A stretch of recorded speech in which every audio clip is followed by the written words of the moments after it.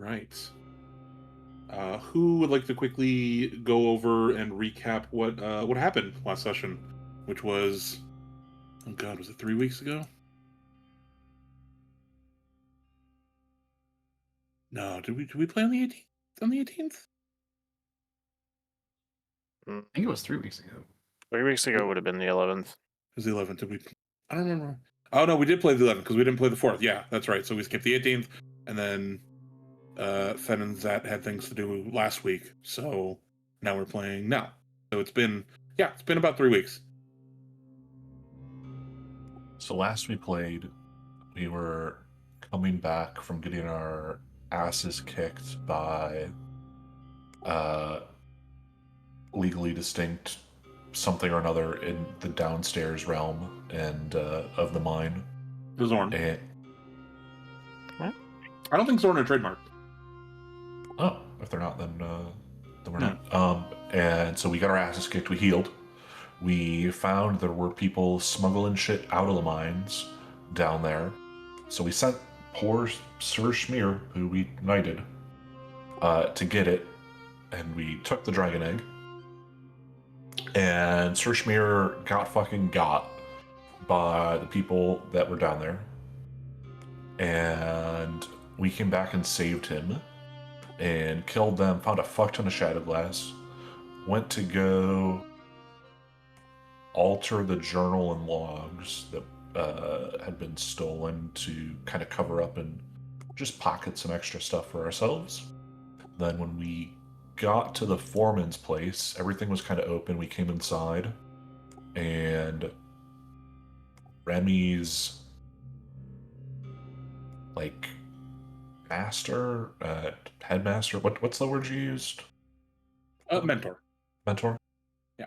Remy's mentor was there and had the foreman tied up, being tortured, if I remember, or near it. I might be wrong. And he wasn't actively being tortured, but he was bound. So he was bound. Then a bunch of people showed up to break the foreman out that were a part of the moth group whose name... Fuck, why am I doing this? My memory is shit. No, they were not. There was nothing that indicated they were part of the dwarves that try to run had the moth tattoos. The dwarves had the Yes. moth tattoos, yeah. Yeah, the shadow glass thieves in the mine had the moth tattoos. The scouts who surrounded the outpost, or the big house, as the kobolds called it, did not seem to be affiliated with that group. There was no, or at the very least, there was no obvious sign that they were. They weren't wearing any symbolism or iconography of that. They wanted their person back. His name was Veritan. He did look noticeably different from when you first met him. Do you guys want me to? I can re-show the image of what he looks like in the chat, so we're all. You have to scroll up a little bit. I was doing some post-session stuff. That's what all the spam is about. Sorry. That's Veritan. Noticeably, he's got that sort of dark gray burn scar across the right side of his face that was not present when you met him the first time, but it was present when he was chained up by this person. I will also throw in Victor Raven's image to chat, who is Remy's mentor. Huh. Yes. So, sorry, just clarifying a few things there. You can go ahead and continue, because that's not where we stopped. Yeah, after the foreman got released, we got paid a fuck ton of money.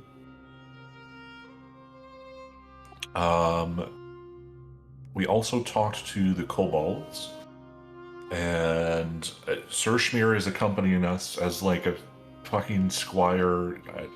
We're gonna try to keep him alive. I'm gonna try to keep him alive. Sir? You don't get He's sir for I think nothing. he counts as a squire. You don't get knighted to become a squire. That's true. That's true. So you know what? He is a knight, and we had, if memory serves, left to go towards the city with the library we needed to go to. We had contacts or access to it from Remy, potentially. Yes, you were headed to Duskwall, which is where the Obsidian Lyceum is located, and you were told that the Dark Pages are in one of the vaults, but that Victor Draven did not know who owned the vault that it is in, so he is not aware of who is in possession of the book at this time. But that the vault is part of the Lyceum Library, and you do have a student of the Lyceum currently as a member of the party, who does have access to those resources. So, and you spent a couple of days traveling, and we are going to start as you arrive to Duskwall.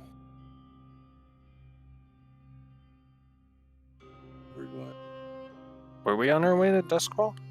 Yes.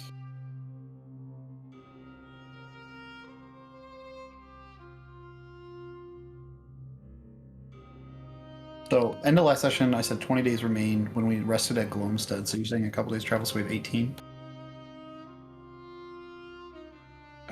Let me check my notes in here in just a second. That didn't work out well for me.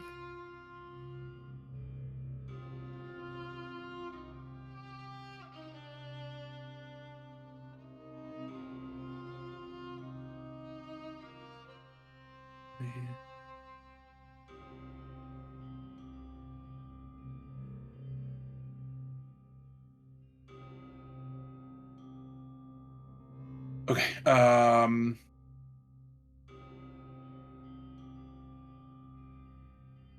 So we ended the previous session at Glomstead.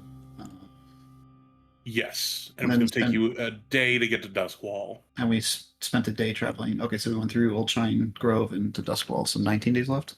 Yeah, you traveled through the old Sheehan Grove. Didn't spend any time there, and made the rest of the day to Duskwall.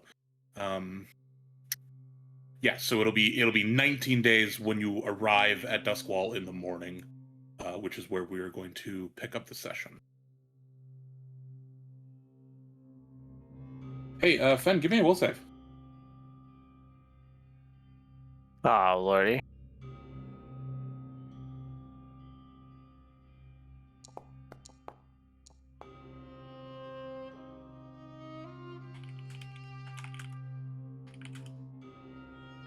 This man even drink his tea? I assume you drank the tea. Because of course. Oh, That's I with didn't the add tea? it to the thing though. No, I didn't add it to And the with roll. guidance. That guy's weird because it's like when he's sleeping. I'm always there. The guy fed through his dreams. Technically, three of you are elves. You don't actually sleep, but yes. So taking I'm taking the 16, and I'm taking into account both the tea and the guidance. So that is noted in my notes. So it's a 22. Because wasn't T plus 5? Yes. Okay. You are now in the city of Duskwall.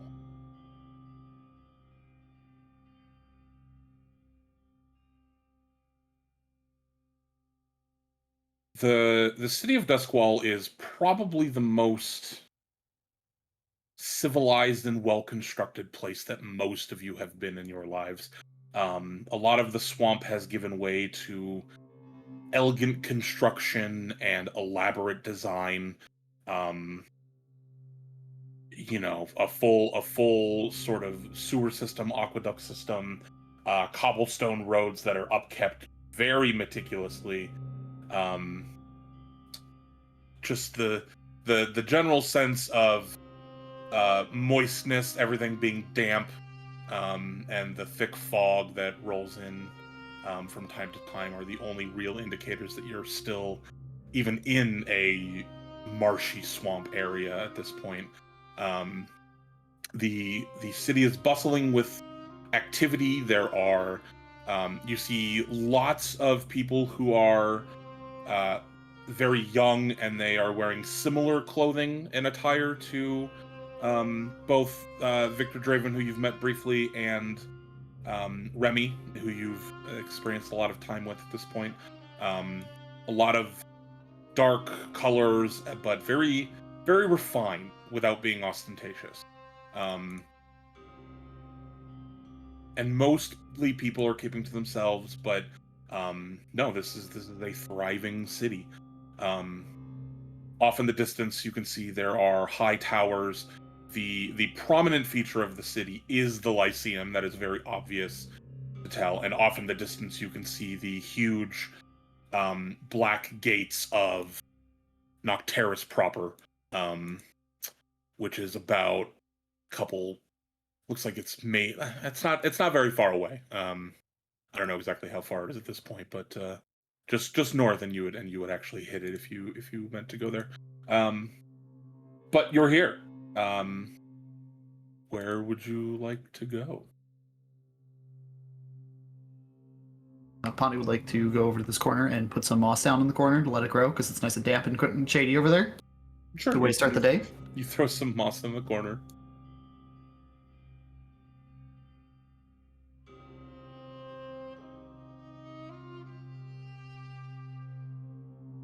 Is there a plot other than to go straight for it? Is there things people want to do? I don't think so. I don't think so either. Are there any other major structures that would be of particular interest besides the standout of the Lyceum? Like, is there any other? There are lots of places you could go to. There's, obviously it's a large city, but the Lyceum is kind of the centerpiece of it all. There are shops. There's a market. There's all the other normal things you would find in a city. There's places of entertainment, taverns, inns, game houses, all that sort of stuff. I'm just curious if you guys wanted to do any exploring before you headed for on your main path, or however you want to take your main path. It may not be as straight line as you think. What kind of games? Gambling mostly.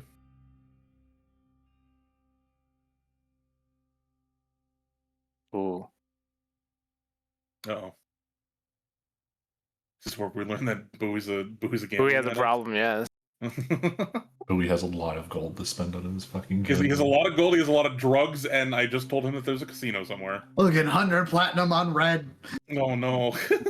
There's the city for 10 seconds and puts it all on black.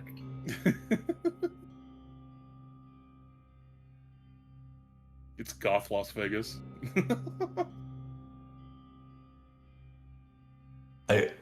From my perspective, 18 days is a decent amount of time, but we are on a clock. I would rather us go to try to find this book. Is Bullion impulsive enough to just decide he's doing this? Because this is for you to decide.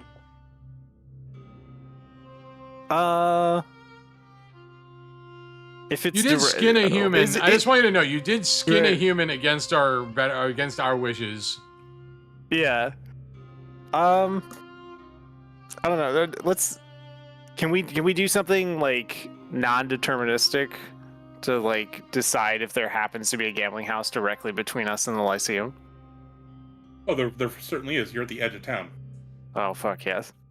Yeah, Bowie's gonna attempt to linger near the back of the party and slip in for just a couple rolls or hands or whatever happens to be in there. Okay. So let me Yeah, go ahead and Bowie, roll me a stealth check as the party is traveling through the city.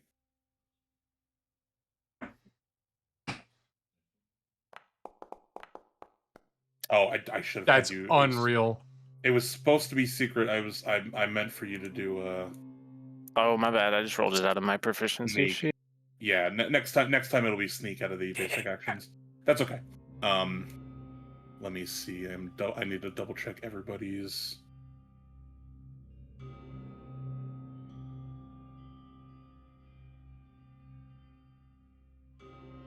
Okay. So Sir Schmear of the Swampus, and Zethic are you both are under the impression that you're walking towards the Lyceum.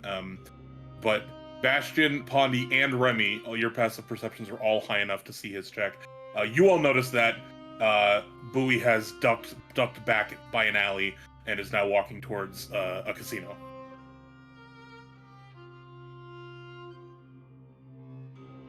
Ooh, Pondy gets excited by the dark alley and wonders what's in there and follows him. Okay, Pondy starts following Bowie.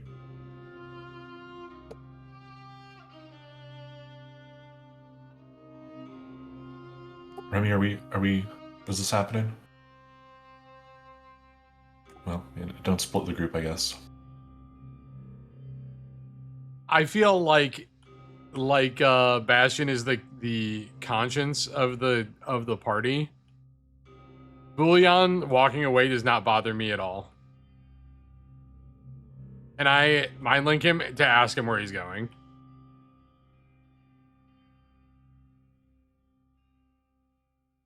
Yeah, Bowie, in your head you hear. Probably should do the honors. Where are you going?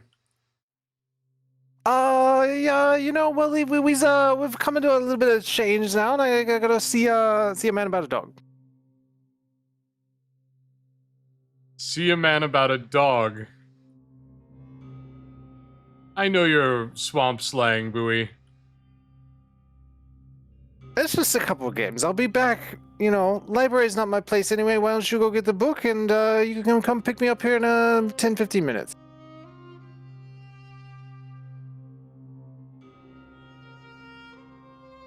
I just laughed to myself.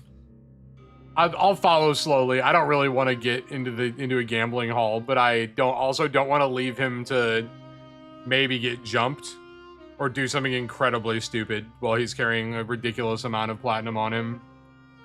And a barrel of giggle. It's Pawnee that is the giggle pig, right? I don't know. I have the giggle. Pawnee's the one with the drugs in the spacious pouch. So I have a spacious pouch with a dragon egg in it, and Pawnee's got a spacious pouch with drugs in it, and Fen is going to a gambling den with how much fucking wallet. How much platinum does he have on him? 161. Yeah. I will follow because I am sure that he could get that stolen from him, but I'm not like trying to stop him by any means. Okay.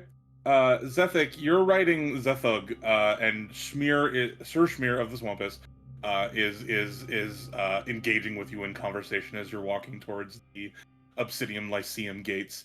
How heavy is your armor? Too heavy for you.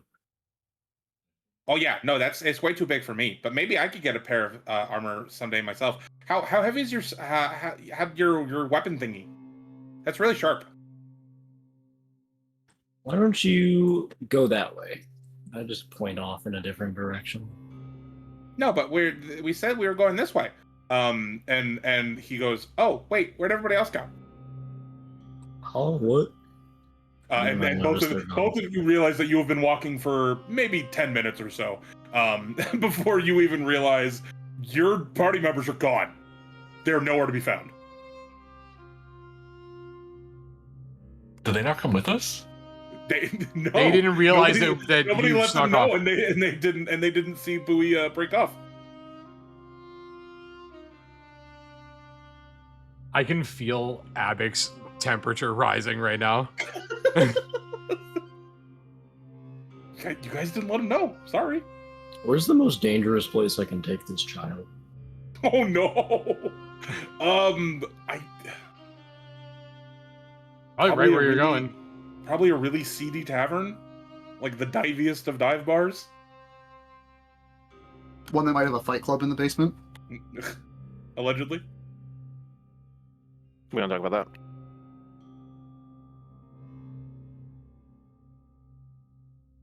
Yeah, Zach, what are you doing with Wychmere of the Swamp Piss? Trying to decide where I would go. I don't know if I would really go to a tavern. I don't think Guys? Zethic would really be interested in like visiting a tavern for that kind of Guys? activity. Hey, did you see where they went, Lord Zethic? You can't hate him, he's calling you Lord.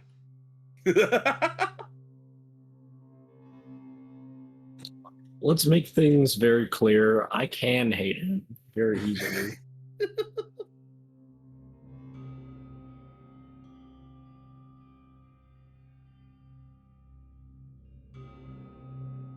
Yeah, this is your RP, dude. We're not there. So like I'll just go to the store. Can I get some rope and like tie him to a pole or something so he doesn't get lost? You're gonna hitch him to a pole? Yeah. Yeah. No, if you wanna buy some rope, you can buy rope. Your adventure pack probably started with rope. Yeah, you probably do have rope. Probably. I guess I'll just meander about the town. I don't really have anywhere in particular I'm going. Okay. You're just gonna wander until you find your companions. Yeah. Okay. Are you tying You're him up, or yes, are you gonna wander with him? No, I'm tying him up first. Okay, so you're gonna hitch him to a post. You could hitch And him tell to him to stay there. Zethig.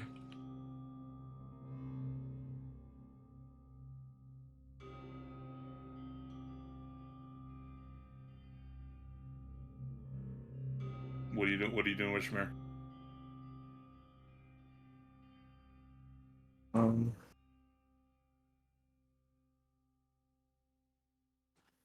I think it'd be appropriate for a skill check to, for whether or not I like bother to commit the specific poll to memory, or whether I just leave him tied to a literal random pole in the city and forget about where it is. Okay. Let's see. For memory, it's probably just a. Oh, we can do society or intelligence, whichever one is higher. Real bad involved. Oh. Well, it's memory, so it's definitely an intelligence check. Unless there's another skill that you think you would give you a better bonus, but I'm not even sure that you really want to remember where he's No, I'm certain that society's probably fine. Okay. Yeah, you think you remember where you tied him up, but you what do you say to get him to stay put? I think I saw some shadow glass in that bush over there. Oh, I don't smell any, but I'll go look, okay? I'm like on my mount, like speed away in the opposite direction. Okay. While he's So tied you- to a you- post. You gave him Yeah. enough slack so that he could go investigate the bushes, but then you take off? Yeah. Okay. Alright. After probably about 30 minutes, you will eventually you'll see your friends in the gambling house. But in the meantime, while you're doing that for 30 minutes, yeah, let's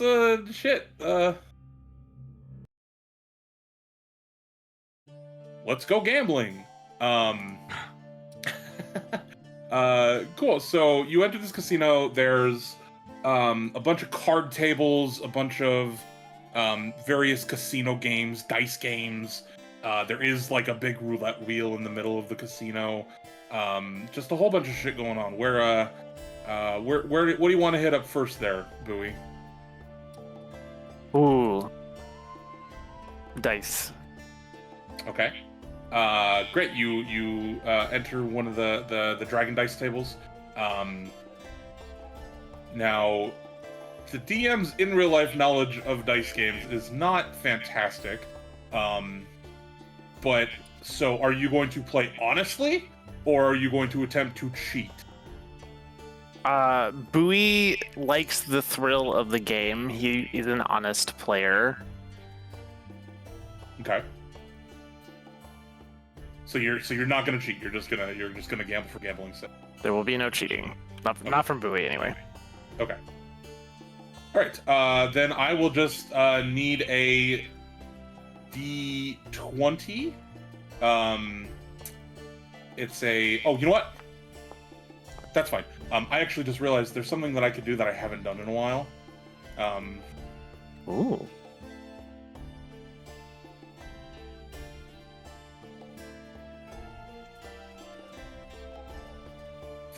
Did that generate a prompt for anybody? No. Not for me, no. Oh.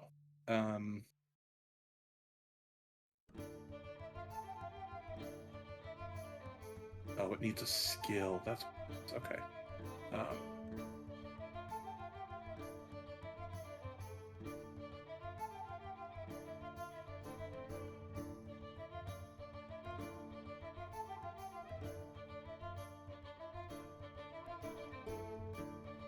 Okay, so I think that's in the chat now. I can actually send prompts for you guys to roll stuff, and then you can roll the dice, and that'll do it. But in this case, it was going to be a flat check anyway.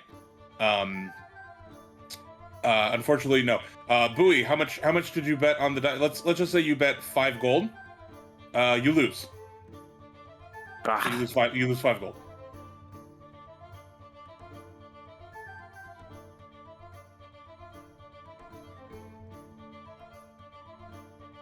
How many times do you want to play, and do you want to increase your bet chances?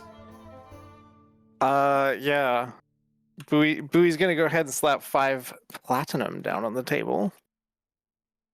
Okay. Roll me just another straight D20. DC is 16.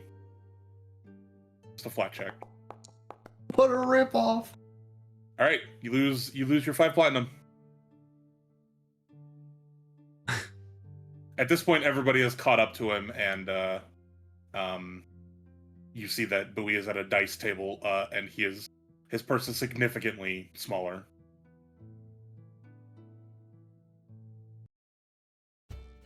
But not small. So he still has like 160 or 154 platinum or something. Yeah.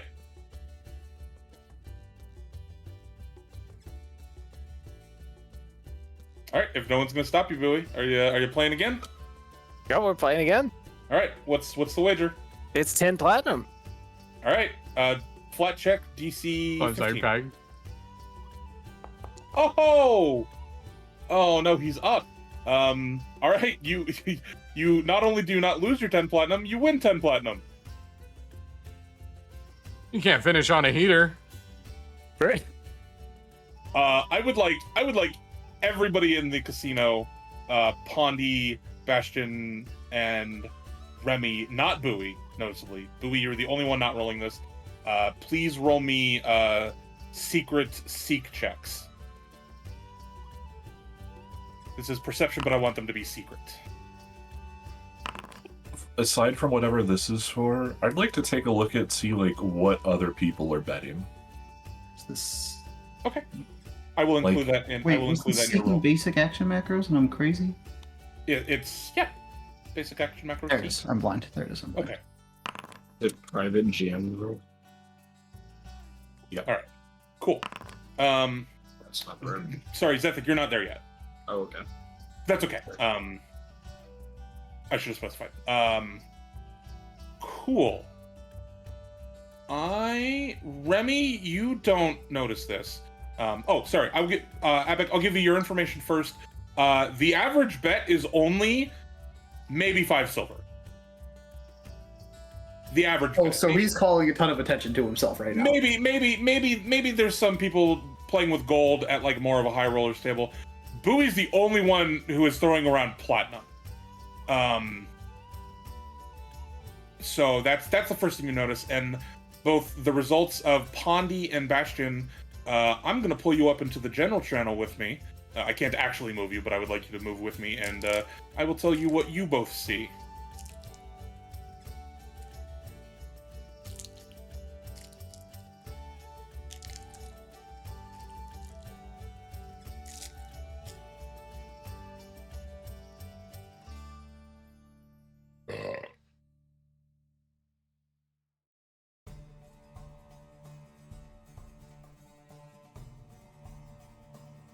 Well, Fenn's doing something dumb, and I like it. I'm all for it.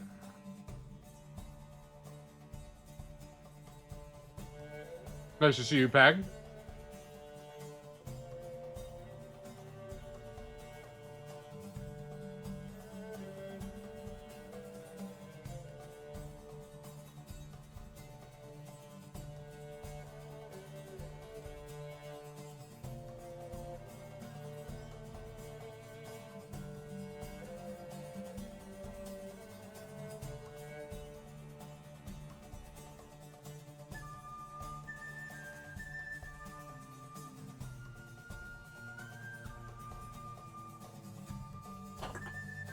Dude, I'm excited.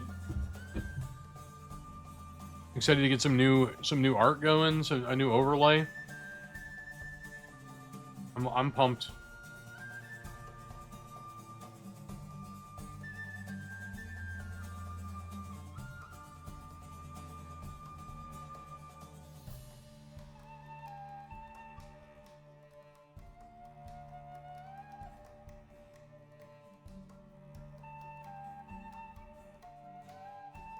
That's awesome. I'm so excited.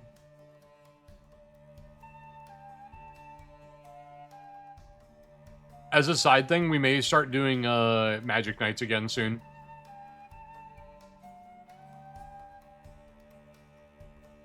We found a better site than Spell Table to do them on. Okay. Bowie, what's next? Another hand? Bowie, Oh, for sure. Bowie, you can absolutely gamble, Hey! my friend. You should tip your. Is it Hey like a there, healer? Bastion. Hey, Bowie. Bastion, you see that last roll? You see them dice dance prettier than a Fate Odo? It was a very good roll, Bowie. And Bowie's clearly too excited to hear what you're saying, and before you can get to the end of your sentence, he slaps down 20 platinum. Okay. Yeah. Give me a flat check, and I'm gonna roll a d20 to determine something. Call if no. Hold on. Oh well. That's Oh, sorry. Sorry. Well, in this case, it's not gonna matter because you rolled a 6. Yeah. No, Okay. you lose. You lose. Bowie, So you lose with the 20 platinum. we need to go to a different casino, my friend. Oh, man, mon cher. Total platinum, though. Pondy, in the excitement of all the shouting and rolling dice, throws a bunch of mushrooms up on the table. Okay. Pawnee throws a bunch of mushrooms on the table. The casino worker goes, "Get this shit off the table! Hey, Roger!" And they call over one of the bouncers. And as that happens, Zethik walks into the casino at the same time. So Zethik is caught up. This is chaos. Schmear is nowhere to be found. What do you guys do? Pondy, playing off how cool she is right now, very calmly pulls a mushroom out from under her cloak and hands it to the bouncer as if paying him off. Put your trash outside, little... What are you? She puts the mushroom in his mouth. Oh God. All right, that's it. You're done. And he just sort of picks you up and starts taking you towards the door. Screams, "Wee!" the entire time she's being carried out of the building. Okay. I'm gonna try to pull Remy aside because I feel like I'll have more luck with that. Okay. People are gonna fucking jump him. Like they look like starving wolves, and there's just like a deer that's about to just fall over dead. Let's just like walk in front of him. Well, okay, so now that the 20 platinum bet was placed, all of you have noticed what Bastion and Pondy did originally was there is a table of 5 or 6 people who are watching Bowie like hungry predators that have found a lamb in the forest. And because the bet got that high, you have noticed that some of the staff has begun taking notice as well. Also, he's betting like 100 times what the other high rollers are. Like, this is not... He needs to go to a different casino if he wants to do that. Or like private game type shit. Probably isn't a large enough casino for those types of bets to be common here in this town. It's probably like a capital city level bet.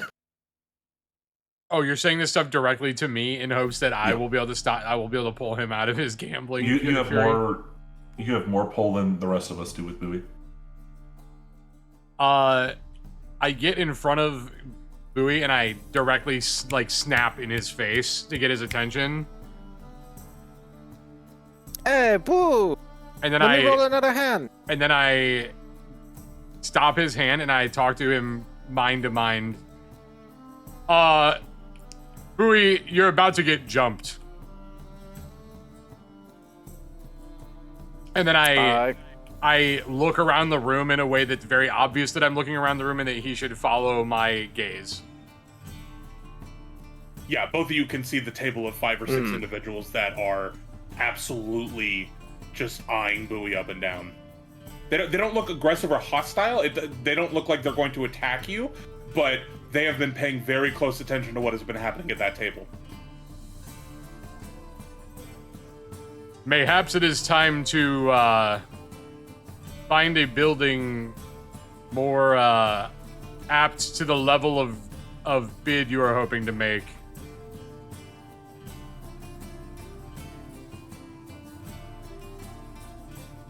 Yeah.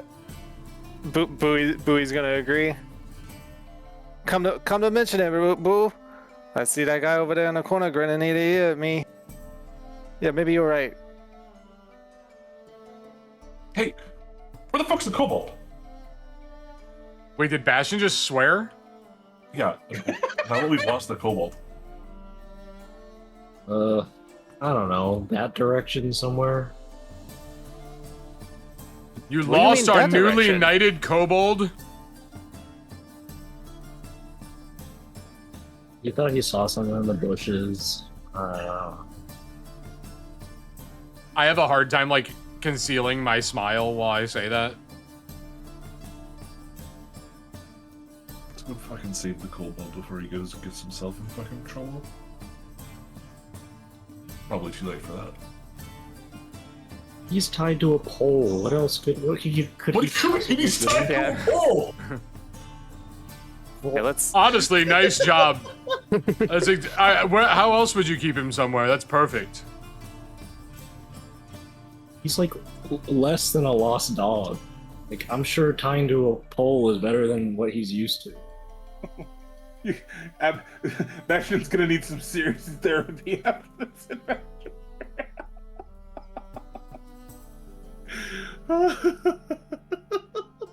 But I Right, suppose we should so- grab him on our way to another casino. Yeah, can we leave this casino now as best we can without drawing extra attention and go pick up Schmear? You guys leave the casino. Without How much much are you mention- down? So you went down. You went down 5 gold, 5 platinum, up 10. So you were up 4.5 plat, and then down another 20. Yeah, I had like 161. He's down- and You're now I'm down at 15 and a 100. half. roughly. Yeah. Yeah. Yeah. Oh, let's write that down. Hold on. Yeah, you're good. I took it out of my. No. thing. I want it for my so that I can shit on you about it later. He's just keeping detailed notes of so he can use it against you. You lost this much platinum. We with the literally gambling followed tables. you for exactly the reason. Like, I followed you for exactly this reason. Because I knew you would get jumped. Okay, you have left this casino. Are you looking? Are you gonna go? Where are you going? Are you looking for a higher No, stakes we have to table, find or our are you- party member first. Okay. I believe we were going in the cardinal direction of that way. Am I there patiently waiting outside the Yes. casino for them? So did he Okay. do the like carried him out like a baby with a soiled diaper carry? Yep. I assume. Okay. And I set- assume and that set she him on a just got. bench. I assume she just got picked up by her cloak and was just getting carried out. I'll be honest, much. putting the mushroom in the guy's mouth is foul. Yeah, he did not like that. Okay. Andy. Let's go. We gotta find the kobold. You go ahead and Zethic, give me another intelligence check to see if you can match the value that you. Yeah, give me another intelligence check to see if you can remember where you left the kobold. Let's go. No idea. You bring everybody around in circles. Eventually, after about half an hour, you do find Sir Schmear tied to the post, and he is talking to someone. There is someone engaging in conversation. Poor person. What's this person look like? I will show you in just a I moment. don't like the music change. And Remy, you recognize this. I will give you a write up on this person at the after the session, but you know this person. This is your colleague, Absame Soaktouched. This is a fellow Lyceum student. Let me image chat so you guys can see him a little better. Straight in his Hogwarts attire. Dark-skinned, very well dressed. He has this sort of across his neck is this sort of like a scar, but like a raised scar, but like a webbed pattern. Okay. And he's got the cane and book and all. And this is your colleague. You don't He's know him currently super engaged well. in conversation with Schmear. Yes. And this is not a person you are friendly with necessarily. But we're on first name basis. Yes. There's quite a bit of a rivalry between the two of you. It's a little bit more of a he doesn't really like you because you've bested him more times than he would care to admit. Oh, okay. All right. I feel I have the energy that I need for this then. Let me put my Zat pants on. Hold on. Yes, and he is currently sitting on a bench talking to Sir Schmear, and Sir Schmear is actually enjoying what looks to be a very delicious po' boy sandwich. Oh, okay. So you go and Sir Schmear will notice and go, "Oh, hi guys. I met this guy. He's kind of nice. He gave me a sandwich." I walk up and put my hand on Absame's shoulder and I say, "Absame, how very nice to see you." Absame is sitting with his legs crossed with his cane at his side, and he just kind of looks at your hand, and as you remove your hand, he sort of brushes off his shoulder and goes, "Charmed, I'm sure." Always charmed. Always charmed. And I pick at his shoulder like there's a piece of dust I notice, and I flick it off of his shoulder. He's just kind of giving you this look of, we're doing this. We're always doing this. Yeah. So these were the friends you were speaking about. I couldn't tell because for the life of me, I would never have predicted Remy here being any sort of benevolent soul to one such as yourself. And he's just kind of glancing back and forth between this kobold who he has the same sort of disdain that you do for him, but kind of trying to dig in the so Remy does have a benevolent side to him, right? Kind of like a so you're not as petty as I am, sort of vibe. Yeah, I get that. We all do have our moments, Absame. May I introduce you to Sir Schmear? Oh, a kobold with a title. How quaint.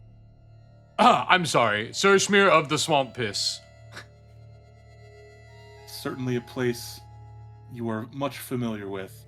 I could never, however. An idiot says what? That hasn't worked since we were children. Well, then I guess it will still work on you.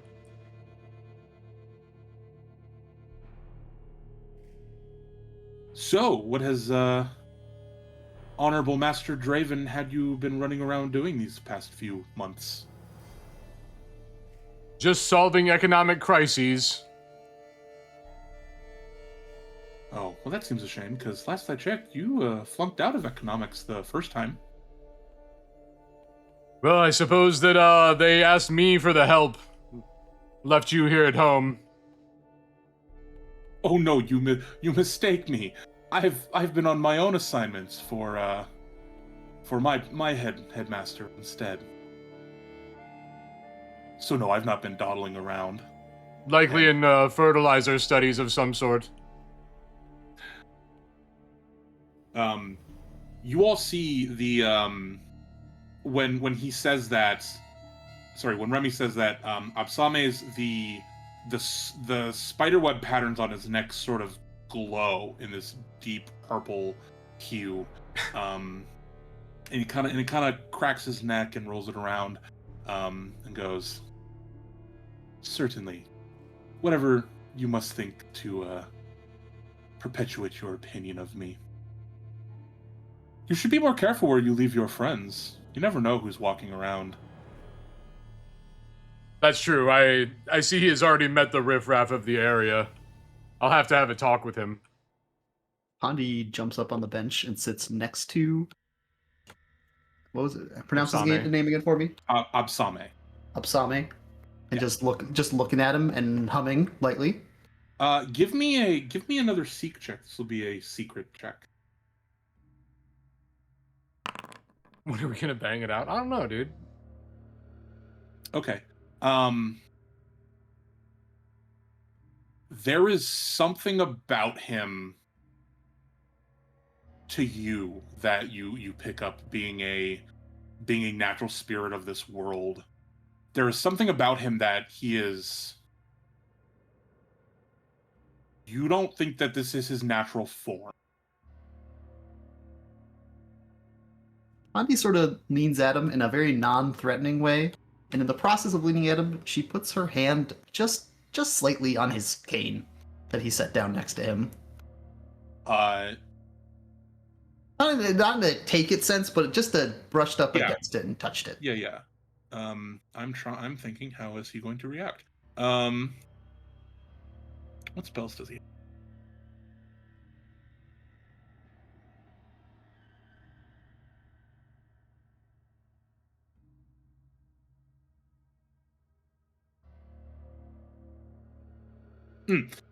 Okay, so you brush up against it, and he wasn't really doesn't have like a grip on it. Like he's not like gripping it tightly. It's just kind of sitting next to him, and he's got his hand on it. And the movement that you caused should have knocked it over. You know, should have given movement. But what you notice is that it sticks to his hand. He didn't grab it, but like it just sort of sticks to his hand. So physics a little bit weird. And brief description from you, I guess. Did I get any emotional feel out of it? Arrogance, confidence. Ooh, okay, yeah. Let me see. Oh, over the object. Okay. Yes, from touching the cane. You get an overwhelming sense that this is his magical focus, the thing that he uses to cast spells. You get just the emotion of just absolute. Actually, it's not even arrogance. It is just confidence. Okay. But yeah, the sense of sitting next to him, it feels like you're all being studied, and it feels like a creature waiting in the shadows, just observing, but with the cold calculation of a predator. Okay. Pondi, still humming, hops back off the bench while looking at him still, and walks back over towards the party. Just keeping him, just looking at him though. Yeah.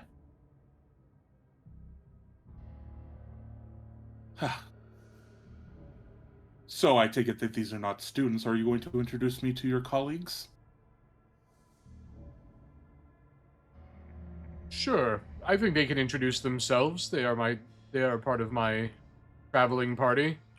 I actually, you know what? I will go ahead and introduce them. This is Bullion, my brother. And he sort of looks and he goes, and you can see the gears turning, and he goes, "Charmed, Bullion. And he shakes his and he extends his hand to shake your hand. I don't shake his hand, but I just tip my hat at him. Fine weather, isn't it, Shaw? He just yeah. sort of looks down and smiles and goes, "Charmed." This is Zevik, the rat person. He also extends his hand. I'll reach to shake his hand, but wipe it on my pants afterwards. Okay. He goes, "Charmed," and looks expectantly.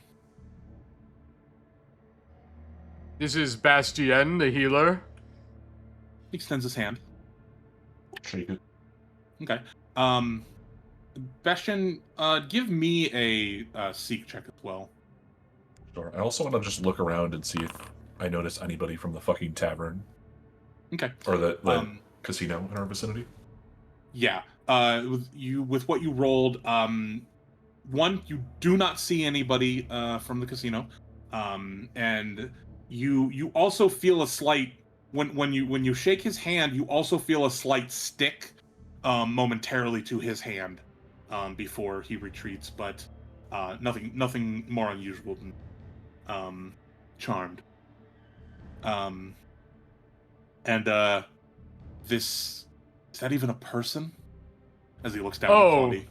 This is Miss Pondy, the swamp. You know what? I call her a stink baby. And he just sort of looks at Pondy for confirmation of that. Pondy throws her hands up in the air and goes, "Yippee!" And of course, you've met Sir Schmear of the Swamp Piss. Yes, I have met Mr. Schmear. It's very well met. You will address him by his full name. I will address him however I wish, Remy. Classic Ebsame. Very well. It was so nice to meet the colleagues of my lovely compatriot of the Lyceum. We should do this again sometime, Remy. We should catch up. Lots to discuss, lots to go over, lots of studies. I'll be seeing you again.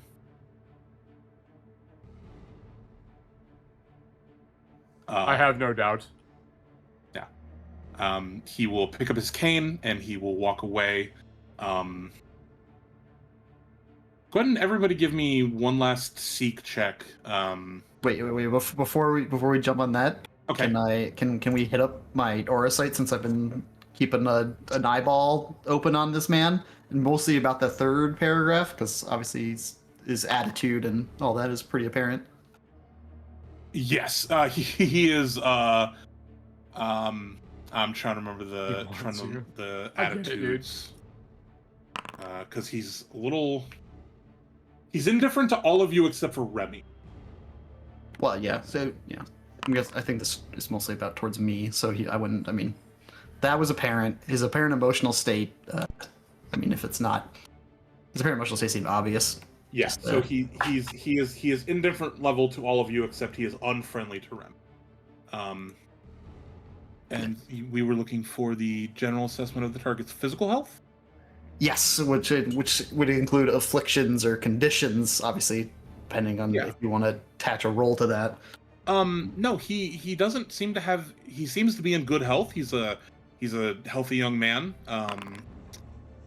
He does not seem to have any conditions or afflictions on him. No visual reason why he might have a cane. He might walk with a cane. No. It seems to be aesthetics over actual function. He doesn't need it to walk. Oh. You said a seek roll, right? Yeah, seek. Okay. Bastion is going to be the only one who catches this, so I'm going to pull him up to the channel again.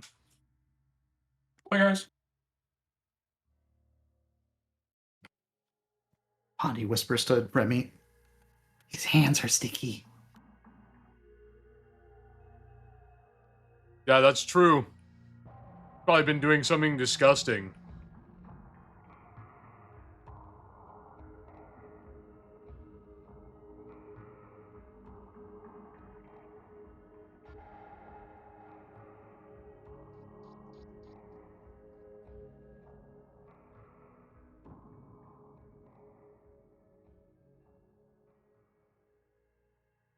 That's true. The fit is tough, but you know what? Sometimes you gotta let your rivals know that they fucking suck. You know what I mean? Wonder what extremely mundane activities he was actually up to. You like that energy I gave him? Yeah, he made it sound like he was doing something important, but he was literally in the street talking gutter trash. Pondy suggests that maybe someone should untie Schmear's leash from the lamppost. He is eating his po' boy, and he kind of goes, "He was nice, but he smelled kind of funny." He's probably from the same place as Pondy. No, they smell very different. I know, Schmear. I'm making a joke at his expense. Oh, sorry, I'm bad with jokes. I'll try to be better. I find the fact that he doesn't understand jokes endearing. Because he plays an excellent straight man.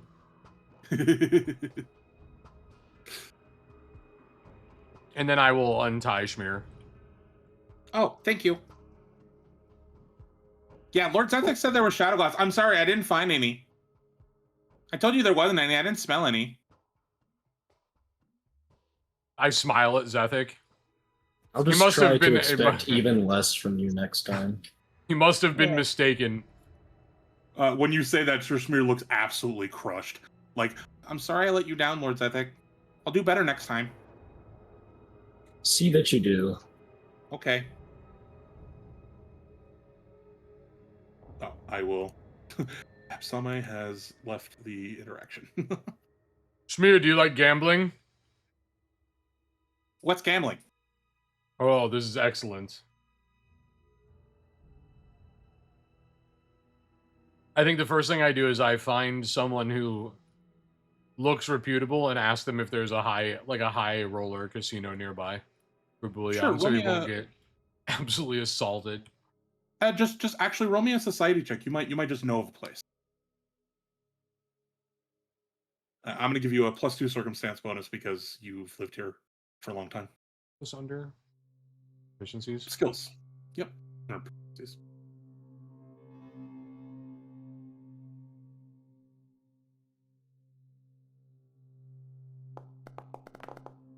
Yeah, 23 is fine. You know of a higher stakes casino. It's not quite like noble status. Like it's still not quite like 20 platinum stats. Those are like noble family private games. But like, you know, platinum is thrown around occasionally at higher stakes tables. So it would be a much better suited casino than the ones you were at for certain. Bowie, let's go somewhere more suited to your degeneracy. Oh yeah? You think you know of a place that's gonna have me happier than a gator Yeah, sunbather? I know a place about a dog or whatever the fuck you said. And I start to lead him to the place. Okay. You guys, I assume you're all going. But we're not tying Schmear up again. Okay. I was just double checking that everybody was going. You get to the establishment. There is much more security. There are a lot more bouncers and staff on hand who are visibly armed and armored, for the record. They are. You feel like this feels like a much higher stakes place because the security is improved, the building is nicer, everyone is better dressed. You get to the door, and the doorman kind of looks you up and down. He's you know, a elven man of medium height, wearing, you know, a very nice suit of chainmail under a very nice jacket. And he goes, "The bug can't come in. Some of you are questionable." And he looks at Zethic and Remy and go, "You two are fine. But is that thing tracking mud?" As he looks down Look at Pondy. Yeah. I think that thing is mostly mud itself. Okay, well, that can't come in. Them, that, I don't really, I'm sorry. Are you a person? Pondy outstretches her hand and like beckons him to come closer, like she wants to tell him something. Yeah, he will. And she outstretches an open hand in front of him, Okay. like asking him to put his hand in hers. Okay. And then with her other hand closed, puts a mushroom in his hand, and then lets go and tries to walk in the casino. Hold on. He kind of looks at you and he goes, Is this drugs? That's a mushroom. But does it have, the effects? It's just a mushroom. Oh, well then get the fuck out of here. And he sort of pushes you back. Pondy, Oh, this is he your wants chance. drugs. Not giving the bouncer. He sort of thing throws the away. mushroom away into the alley.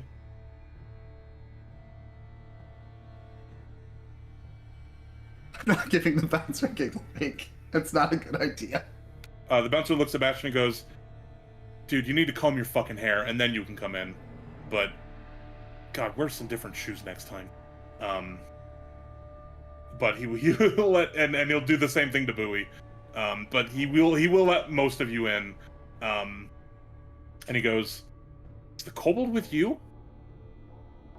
That's Sir Wychmere, and yes. Just make sure he wipes his fucking feet. Bastion will prestidigitation the kobold. Okay. Yeah, if you actually prestidigitation you and Bowie, that'll also do the same thing. He just wants you guys to look a little nicer as you come in. Can you press But- a digitation Pondy, or is this fucked? Is this like vacuuming dirt floors? Like, I'll allow if you make it so that Pondy's not covered in mud. Like Pondy doesn't just grow mud, so you can clean it up, but like, it just won't take very long She because does grow Pondy's mushrooms, mostly there and because she mushrooms lives in grow dirt. naturally in poop. Pondy sleeps in the mud. Does not live. Is not exist. Is not built out of mud. Yeah, so like, yeah, Pondy- you can clean Pondy up. Pondy, are you okay if I give you a quick little, like, magical bath? Pondy sighs. I hate that description of what you're doing. Bastion will prestidigitation Pondy. And the as you're doing that, one of the other bouncers will come up and go, "Hey, that little thing make magic mushrooms?" I sorry, and this is a different bouncer, and he comes up and he's asking Bastion. He's like, "Does that little thing? I saw him make mushrooms. Does he make the good stuff?" There's a lot of mushrooms that grow. Some of them are more fun than others. You think way back to early in our campaign, you might know. Yeah, some of them are poison, some of them are fun, some of them are. Oh well, do you know? Do you have any for sale? I don't. I'm checking to see if I have mushrooms that Pondy has stuffed in my pockets, and no. Clients are always looking for good drugs, man. I think this guy's a cop. I think he's a cop. He sounds like a cop. No mushrooms. Ask him if he's a cop. He has to tell you. I like that Romy's like saying that, like, hey, ask him. No, I would say that in my voice, like in my character voice, if that was true. Yeah. He goes, "All right, man. Well, if you know any, I'm new here and I'm trying to make a good impression, and getting stuff. I got this one guy in there.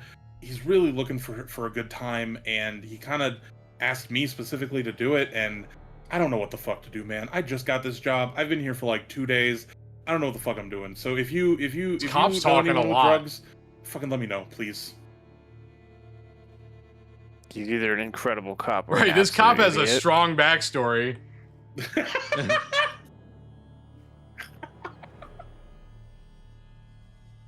But all right, yeah, go on in, guys. Have a good time, and then they will let you all into the casino. Perfect. What kind of games are in this casino? Same games, except the average hand is at least 5 gold. Okay. Those are the penny tables at this place. So you've got you are seeing a lot more gold and platinum being thrown around. The attire is even nicer. In fact, you are the most underdressed out of everybody here now, and there are more noticeable patrons with like chain shirts and armor hidden underneath their fine clothing. So yeah, everyone here is much more on the level, and in fact, the attention you're earning from patrons is actually, like, you're the odd ones out here. Like, you're the riffraff. You're the, yeah, I'll take what Jorbe said in chat. You're the broke looking punks. So yeah, definitely much more of an upscale establishment. Yeah, but you're about to drop Fliff like it ain't no thing, so you don't got to worry about that shit. Kind of sounds like we upgraded from vagrants to peasants to me, personally.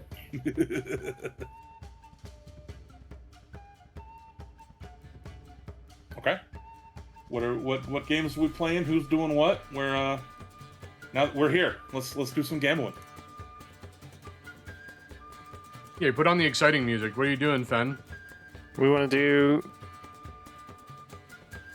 Do we want to change games or just play dice again? I don't remember what the other games were. Cards? Cards, dice, roulette, pretty much anything that a normal real life casino Let's would go have. hang out. Let's go hang out at the roulette table. Okay. We'll wander on up to the roulette table and say, "Hey, what are we playing here?" Place your bets. Black or red. Pondy follows Boolean, just bouncing the entire time, because the last table she went to was plenty exciting. This one must be better. Okay. Yeah, you all take seats at the roulette area. How much are you putting on what? I will put down 1 platinum. My man always said I had a devil's own luck, but I can't remember if he's black or red. So I guess we'll go with red. Okay. I would like you, before you roll anything, this is going to be a evens or Hands odds. off keyboard. Evens or odds, you pick which one is good for you. What's the greens? Nat 1 or Nat 20? No, not 1 and not 20 aren't relevant here. You either pick even or odd, and which one is good Well, for you. is there and which no one bad for you. green 0 on the roulette? That's what I'm, wheel? yeah, I'm not asking about the green zeros, if they're like, is there a 0 and double 0 effectively? Someone will have to enlighten the DM as to what that means in actual roulette, because I'm So on a roulette wheel, there's like 38 total. Is it 36 or 38 total spots? And there's 36. All of them but 2 are red or green, or red or black, and then there's 2 green ones that are 0 and double 0. Those 2 are how the house has advantage in roulette, because otherwise it's a 50-50, and with those it's never truly a 50-50. And you can bet on those as well. You can bet on green or 0 or double 0 if you want, with huge payout options. But it's insane to do so because it's like a 1 in 35 or something insane. Okay, so yeah, natural 1 and natural 20 are the greens, which will be the greens, and then otherwise even or odd for black or red. Let's just do it like this. Just do it like that, and then 1 in 20 or otherwise. The way he put it in the scratch, that's what I was. Yeah, in the scratch text. I'll put it in 1 in 20. Yeah, that 1 in 20 would be the greens, and then didn't I just say that? Yeah. I'm just pinning the rules so the evens are black, odds are red. Yeah. Yeah, sure. We can do that. Let's do that. So, how much are you putting down, Bowie? It's 1 platinum. All right, 1 platinum. The worker goes, all right, we got a starting bid, 1 platinum. And are you sorry, did you say black or red? I said red. Okay. All right, all on red. And he tosses in the marble and go ahead and oh, you know what? I should probably roll this. You should be spinning because it is in fact a roulette wheel. Yep. All right, we're gonna roll a 20. Maybe Pondy will gamble with me. Oh shit, he won. All right, 1 platinum to the good sir. You win a platinum. Place your bets.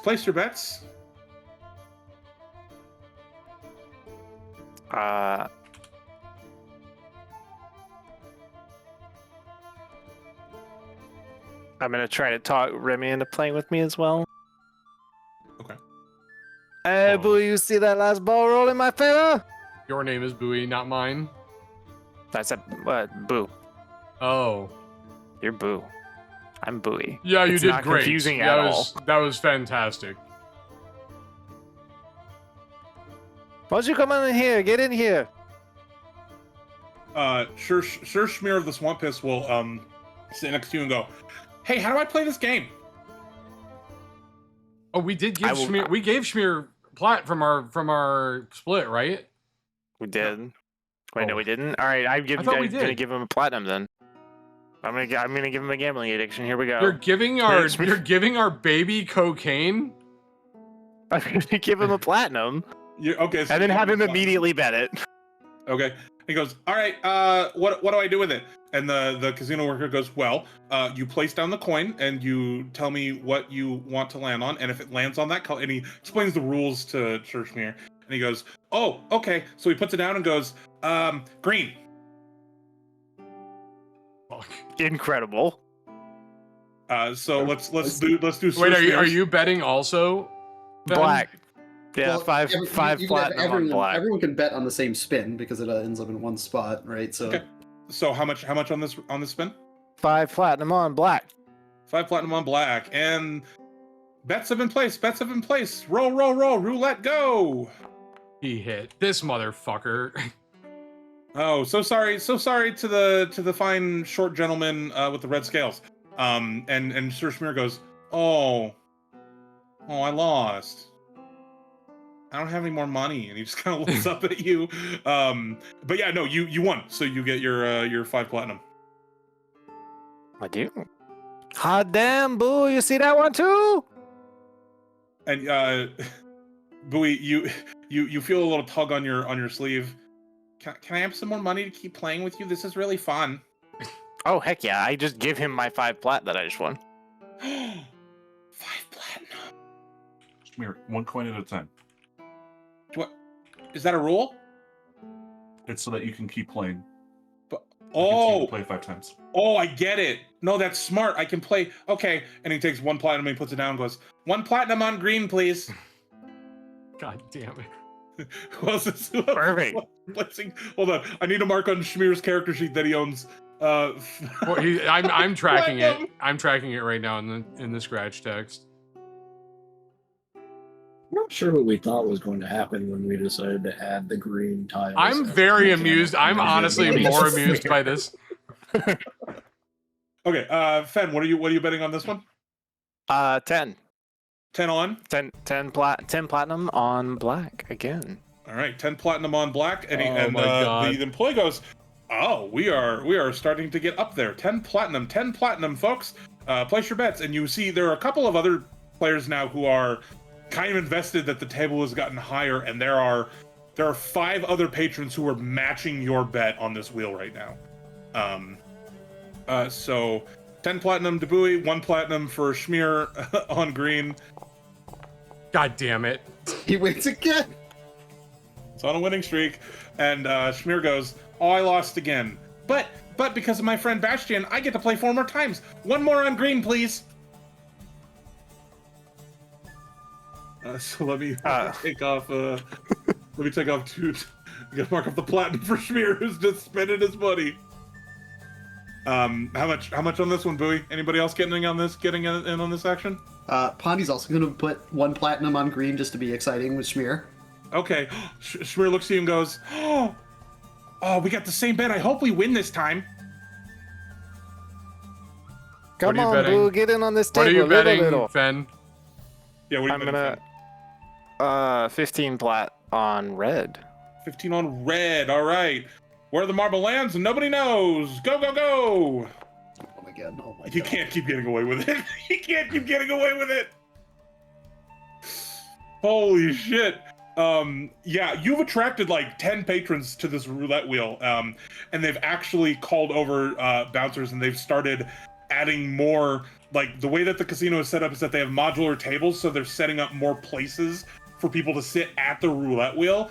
And you now have about a third of the entire casino sitting around this wheel watching you fucking win hit after hit after hit. Okay.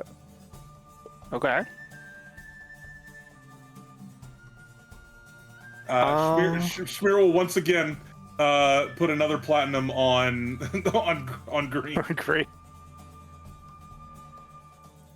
I'll join and put one on green with Schmear. Okay. Make sure to. mark I'm it off your tracking sheet. all of this. Yeah. Is Pondy betting Come on. again? No, Bonnie's not betting again. Okay. So it's Schmear, Bastion, and Bowie. Bowie, what are you Booze. betting? Nah. Boo. Every time you do, I just come on. rebuff you immediately. Boo, Zeta, come on. Every once in a while, you really can't catch every fish Absolutely in the river. not. Absolutely not. How much this time? Sorry. 20 platinum minus whatever it costs to buy everyone at the table a drink. Jesus. Okay. With how much you're spending, it might just be free. Like, keep the fucking Madmans there. Actually, he's yeah. winning. They will just start bringing drinks to the table for every patron. Oh, heck yeah. Doesn't matter if so- you're winning. If you're Okay, spending 20 that much on money, what? Casinos will keep you there.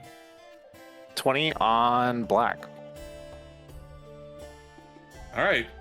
Another bet. Another dice. Roll the dice. Let's go. This He motherfucker, cannot dude. keep getting away with it. Oh my While god. the gambling continues. Sure. I have my sure, headphones on, though. I'll hear you. Sir Schmear goes, "Oh, I lost again.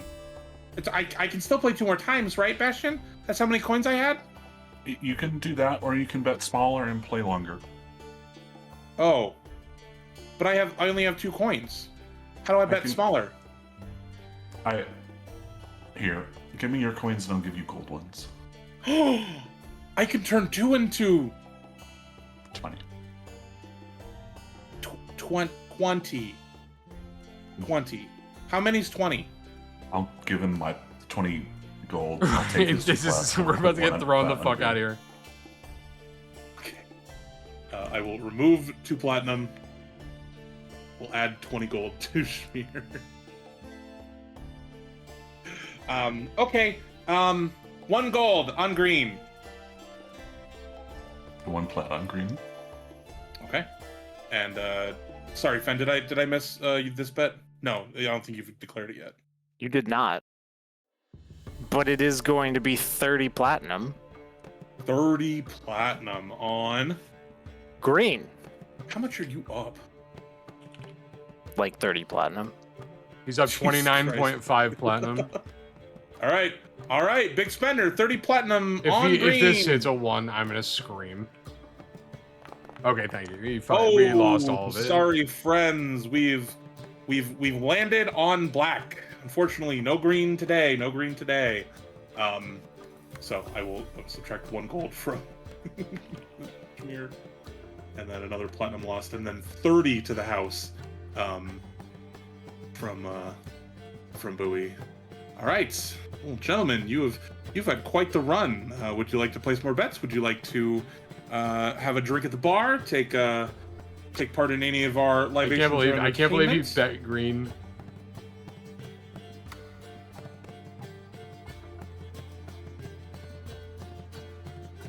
Anyone?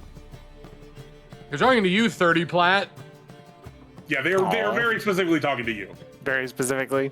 Yeah, they're really not. They're ignoring anybody who's not betting over like 10 platinum at this point. Am I a revenge bettor?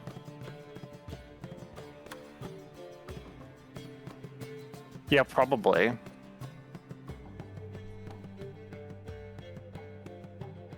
Yeah, scared money don't make money. I believe that's your motto. That's true.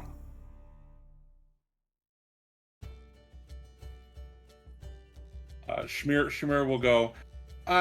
You know what? I think I need to change strategies. This hasn't worked for me so far. You know what?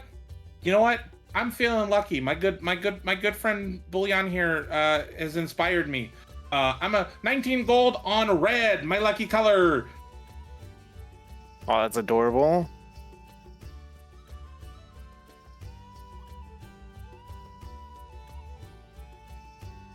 Any other bets for this roll? No, I'm sitting out. Okay. 40 plat. 40 platinum on. Green. 40 plat on green. Okay. Yeah, everyone's kind of looking at you like, God damn. All right, 40 platinum is the name of the game. Roulette, spin the wheel. Where it lands, nobody knows. Oh, It's black. oh, that was so close to the one. Oh man. All right, so you were now down 40 platinum, and Schmier is down all of his money. He loses all 19 gold. Schmier will go, man, I suck at this game. Wait. Yeah, Schmier, it's luck. Sometimes you're good, sometimes you're bad. I just feel like I'm bad all the time. It's meant to make you lose. Just gonna have to add it to your list of disappointments today. Okay, I'm sorry. And he just kind of like leaves the table and he goes finds a corner and he grabs an ale they serve him a beer and he just kind of sips it. Yeah, let's go. I think we're done. We'll go have a drink with Schmier. Schmier, c'est la vie. The wheel she give, the wheel she take away. That diamond meme where you stopped right before you made all the money. It's a 50-50. You win or you don't. That's true. Honestly, the as only way to win is to not play. Yeah, as you are sitting here, a very finely dressed gentleman will appear. He is pretty pale, not elven. He looks to be human, but very pale skin, kind of sunken eyes. And he goes, Gentlemen, patrons of my fine establishment, might I bend your ear for a moment, good sir?" And he's looking at you, Bowie, specifically. I shall. What'd you say? What you want? More spins for old time's sake?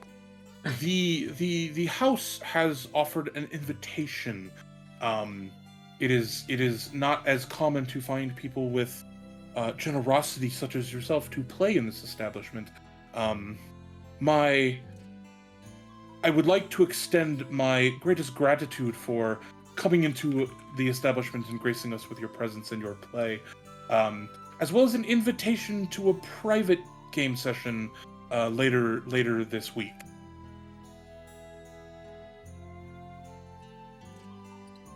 Sorry, this month. My timeline is off. This month.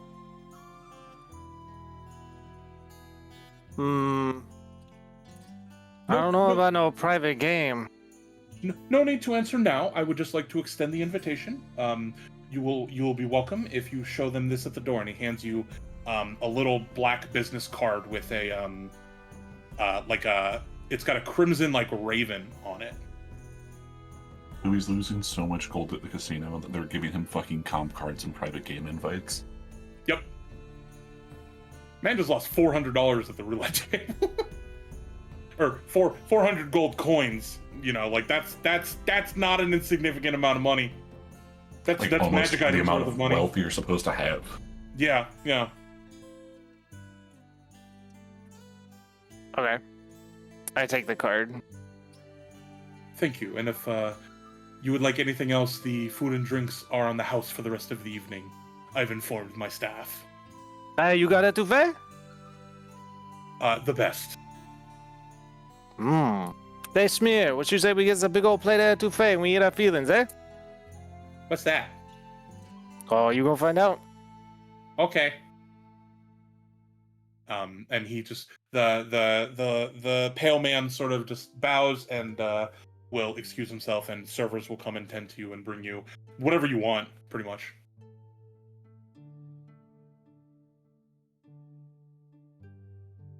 All right. Begin my I'm just gonna begin shoveling food in my face. Okay. DM has to use the restroom, so we will take a short little break as we eat and drink and revel in the evening of the casino. I love that Fen, for our amusement, essentially threw away like a fourth of his net worth. I like that you gambled away a fourth of your net worth for my amusement, essentially. And you did what every gambler tries to do, talk other people into throwing their money away. Oh yeah. What other addictions can we give to Schmear? Well, we have a substantial quantity of drugs, and we have no idea what it does to kobolds. You're gonna try to talk Pondy into giving Schmear the PCP? And Pondy might give the PCP to the fucking bouncer. Yeah, should we give drugs to the bouncer? I'm pretty sure that Pondy can make psychedelics on her own. She Wait. definitely has in the past. But we got the PCP from a Nocturian Yeah. guy, so it's probably like a preferred drug here.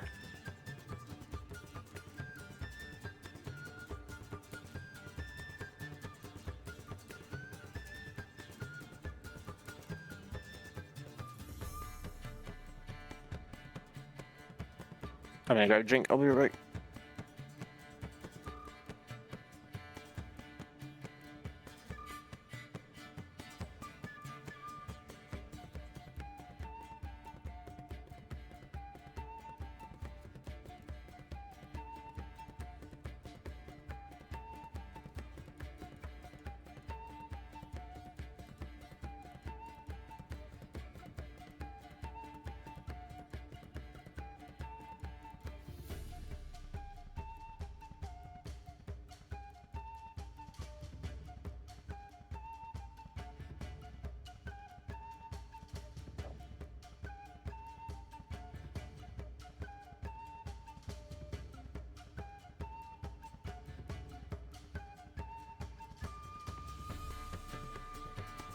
I know people are still AFK, but I am back at my desk.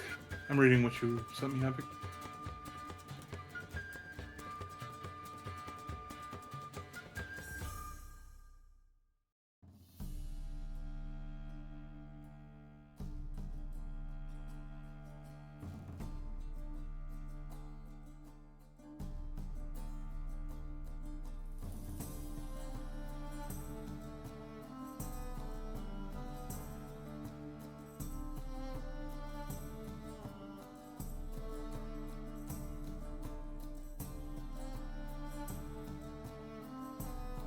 Abic, yes, I'm approving that item. And you can actually see, you should have access to view Sir Schmear of the Swamp Piss's character okay. sheet. Yeah. So Wait. that's what he's got. Wait a second.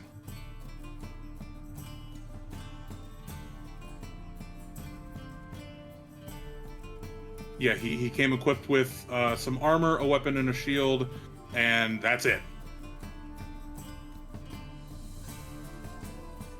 So if you are willing to be generous and donate stuff to him, he will gladly accept. I think he's a pretty gracious member of the party at the moment. I'm gonna send you the stuff I'm gonna buy for him and take the gold off mine. Okay.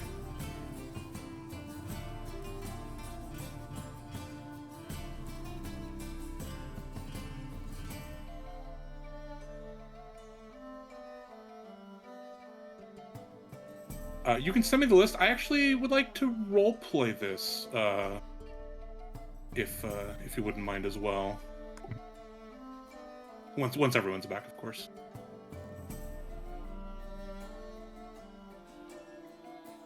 I am a man who enjoys a role-played scene. Yeah. Normally, I shopping when it's just for yourselves, but I think in this case, I think this there. I think shopping for Schmear is objectively hilarious. And that we've turned this into a little bit of a roleplay episode with the with getting wildly sidetracked into gambling. I was in and out of my headphone range, but I heard Fen lose like a 40 platinum roll. Yep. Someone came up to him and offered him like a card or something like that. Yeah, he got invited to private games because he lost so much money. Yeah, he was invited to a private game because he's throwing around a bunch of cash. Okay. Yeah, you're down one plat, Bastion's down 2, Fen's down 40 and a half. And Schmear lost all of the platinum he was given. I'm sad because like I had to go help cancel something, and I had a way I wanted to play with the gambling as Pondy, but it's okay. Sorry. Well, it's still here if you want to come back later. I'll find ways to get into trouble later. Yeah.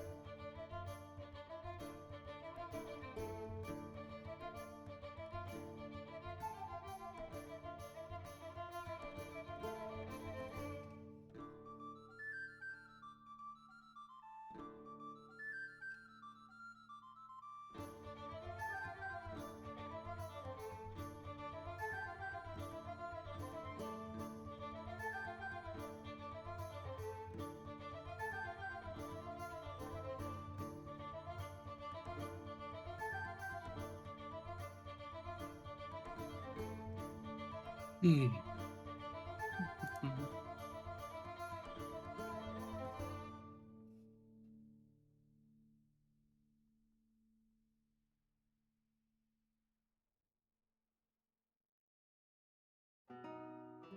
actually super stoked for you guys to meet Drobe's character. This has been like one of the most amusing sessions that we've had.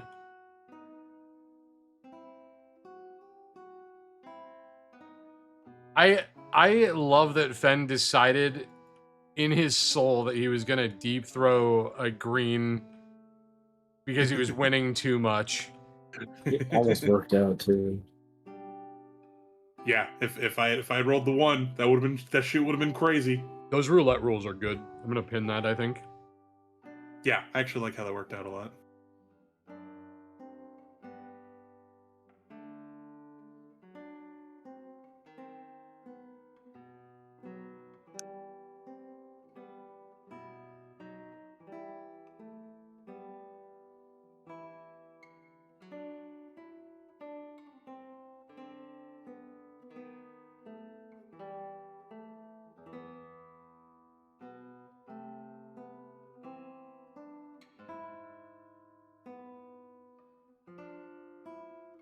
I like now just like it's almost creepy how excited he is about your character.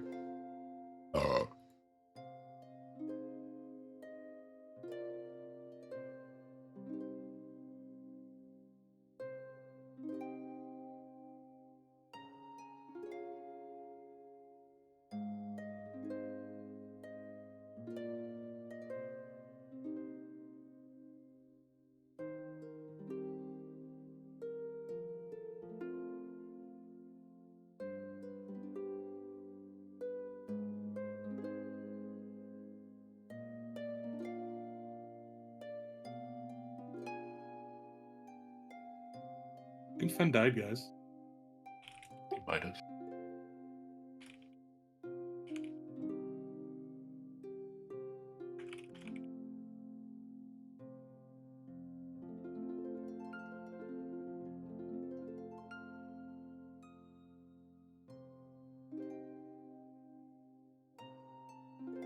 That piss?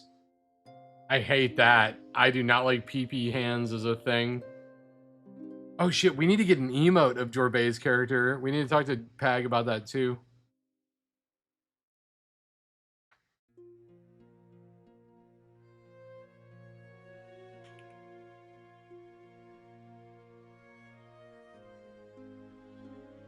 I guess I could replace the I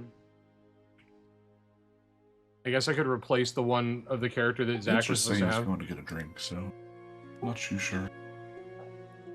What, you think Fen died on his way back to his computer? No, but knowing Fen, he probably got distracted with Yeah, this. he probably thinking started knife and hurt himself gambling, again. yeah. Yeah, ooh, piece of candy. I need to put a reminder in the chat too.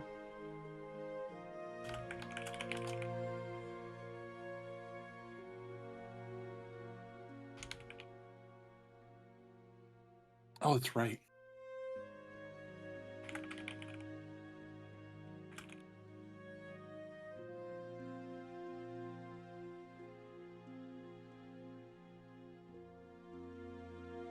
Okay. He's back. I'm assuming everyone else is here. Yep. Sorry about that. My dog got lost in the woods. Oh no. I assume you found them? I did. Okay. I was like, God, I hope I didn't just say fucking come back to the game. This dog missing. Okay. Cool. You've had a night of eating and drinking. I have not heard that anyone wants to participate in casino events anymore. But there is interest in going out and doing a little bit of shopping. So you have left the casino. Sir Schmear is delighted. He is jumping up and down. Goes, Ecoufe is really good. Ah, it's good. He's got a little juice at casino etouffee a little on that. You know too? I don't know what you just said, but I really like the food. Bowie just chuckles. All right, where we go now? Find a store really fast for you, Schmear. A store for me? Why? Yep. I lost all my money. We can't have you walking around like that. We can do a little better.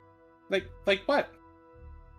Well, I mean, you only got a pick, which it's fine if you want to have a pick, but we can get you a better thing and some not crappy armor. He has a thinking knife? Oh, it's true. I didn't. It was character.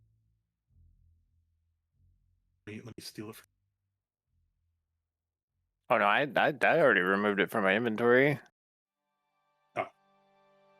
It's I'll just do a, it's just a plain knife that I renamed to thinking knife. I know.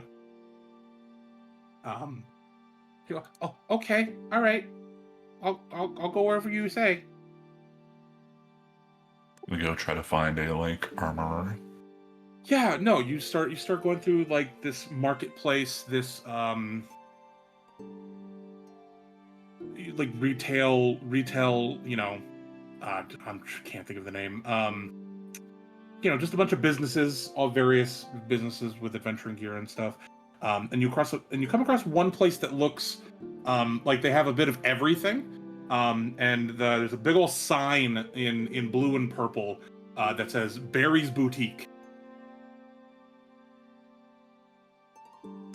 Does it seem like they're open? Yes. So I'm going. It's not too late. It's maybe, what, 7 or 8? Okay. We'll go in and try to find,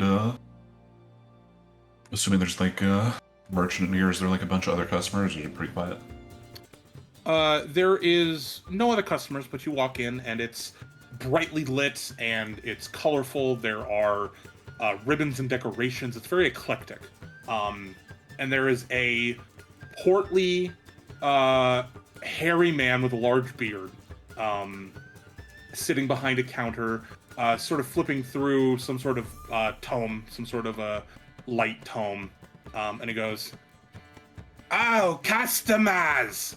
Welcome to Barry's Boutique. How can I help you?" Hi, Barry. I need some items for Sir Schmear here.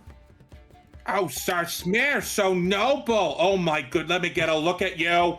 And he sort of comes up from behind the counter and he starts like taking measurements and start like lifting up his arms and his legs.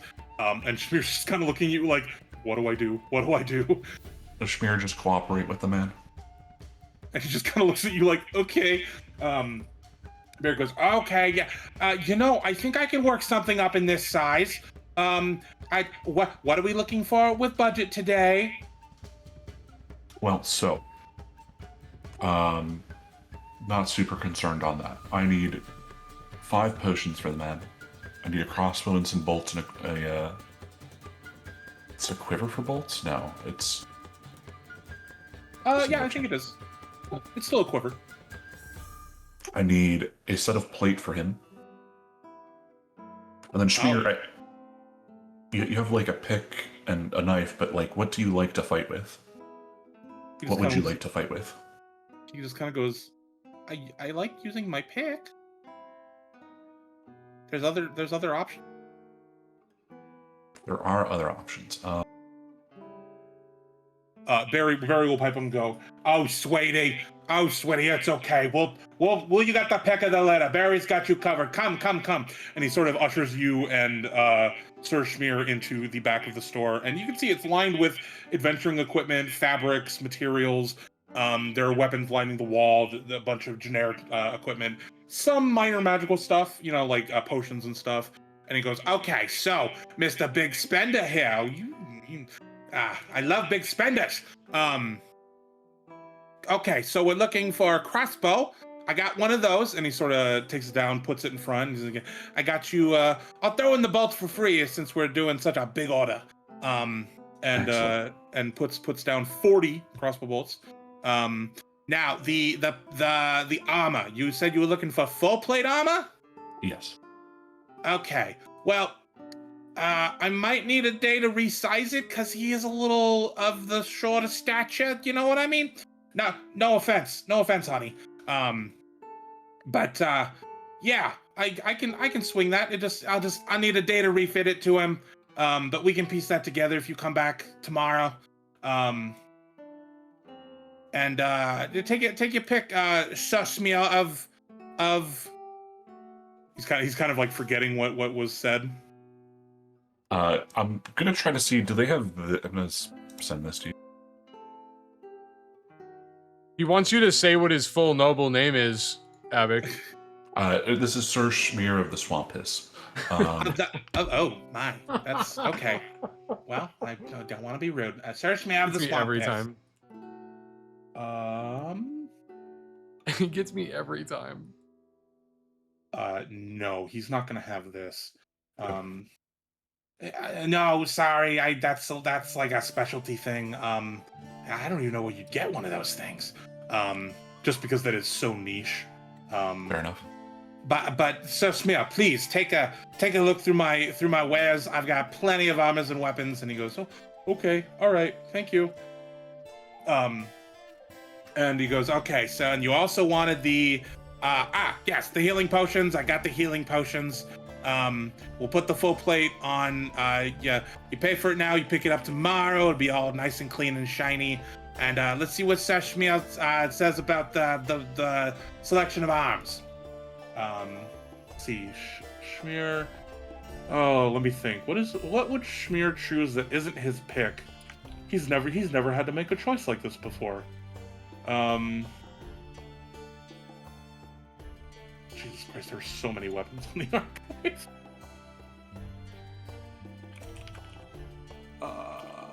Let me set some filters.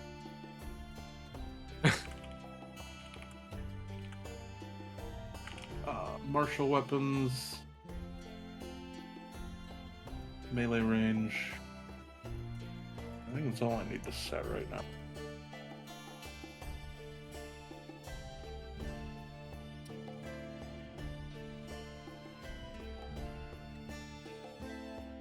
Schmear will kind of look at Bastion and go, well, I don't really know. This whole adventure thing's kind of new to me. I haven't really used anything other than my pick. I don't know what I would like. There's so many choices. You got one-handed, two-handed? I don't know what to do. You know what? You're right, Schmear. But you do have that shield, so your pick is probably good, especially with this crossbow. I have faith that you'll be able to do whatever you need to.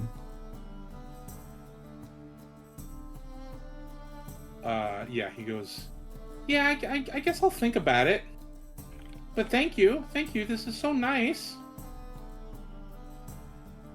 Yeah, I think I'll just use the pick for now. But everything else is great. Okay. Marking down the gold for the healing potion, the plate, the crossbow. Okay. He's going to keep his pick and steel shield. Let me add some. Yeah, I couldn't add the stuff to his sheet, so. Yeah, just a regular crossbow, right? Not a heavy. Heavy. Oh, heavy. Okay. You want to a heavy crossbow. Bolts. You were given 40 for free. I don't know if I'll actually need to ever keep track of this, but I want the quantity in his inventory.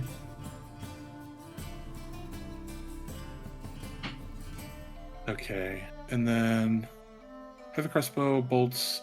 He chose not to get a different weapon. Oops. 5 lessers. And then you shelled out. I won't equip it yet, but I will put it in his inventory for purposes of tracking. It's like 12 plat worth of stuff for the kobold. Okay. Okay. Great. Barry will sign his ledger, get your signatures, get your coin, and go. Oh, thank you, honey. This has been so fun. Come back anytime, and come back tomorrow evening for that plate of honor for our friend Sir Wychmere of the Swampus. Okay? Any of your other friends want any things? I've got plenty of potions and elixirs, and anything you need for your adventuring tasks.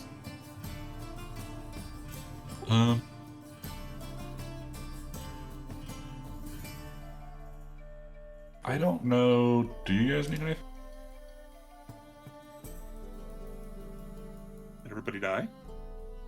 No, I was actually. Are we in the building? I assume that you guys like went off. Oh no, you were in the building while they were the only ones who approached Barry for buying stuff. So like he took the time to help them, but you were in the building. Gotcha. Pondy Yeah, asks if Barry has a mud lily. A mud lily, like the plant? Yeah. I don't have any plants. Sorry. Who sells plants? I don't know. Honey size.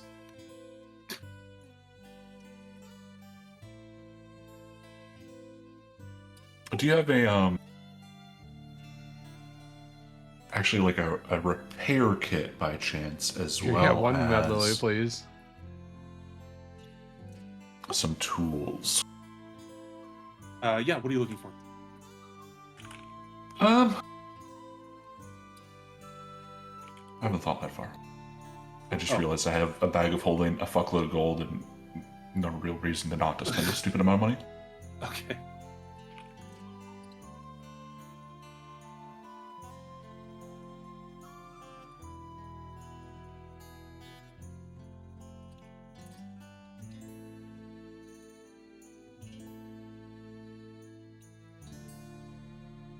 Okay. We can always come back. You do have to come back tomorrow for Sir Smear's armor in the first place. So if there's nothing else, Barry will go. Okay. Thank you so much. Please come back to Barry's boutique soon. Of course, thank you, Barry. Thank you, sweeties. Mwah. Goodbye. And you walk out of Barry's boutique. Perfect. Sir Schmear kind of looks at you and goes, "That was a lot. Are you sure? For me?" Yep, Schmear, you're staying with us, so can't have you not equipped properly. Okay, thank you. He starts to cry. Just pat on the head as we walk. He just looks at you with crying face like a very sad puppy who now has a new owner and has fallen in love with you immediately. And he sort of smiles to himself as he shuffles along behind you with his bag of stuff.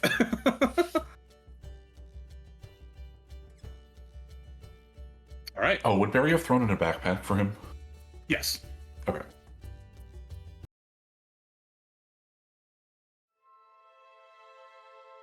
So you are out of Barry's boutique and you are left to your devices within the city of Duskwall.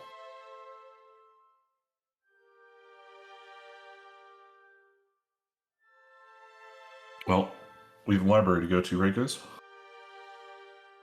What's like my character would know this, but I don't know this offhand. Like, what's the decorum for showing up to the library at the Lyceum?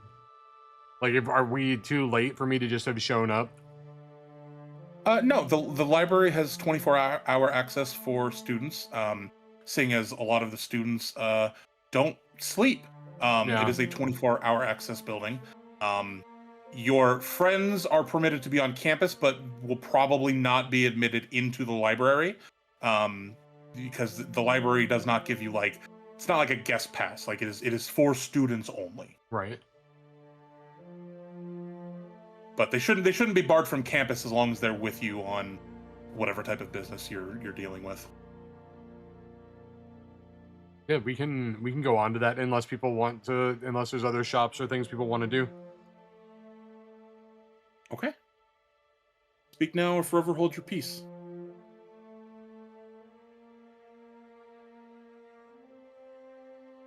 All right.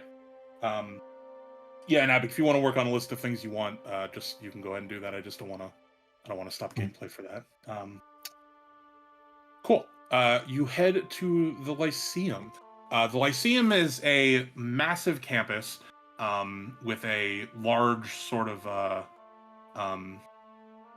clock tower in the center of it, that's just sort of keeping track of passing of the days and the nights.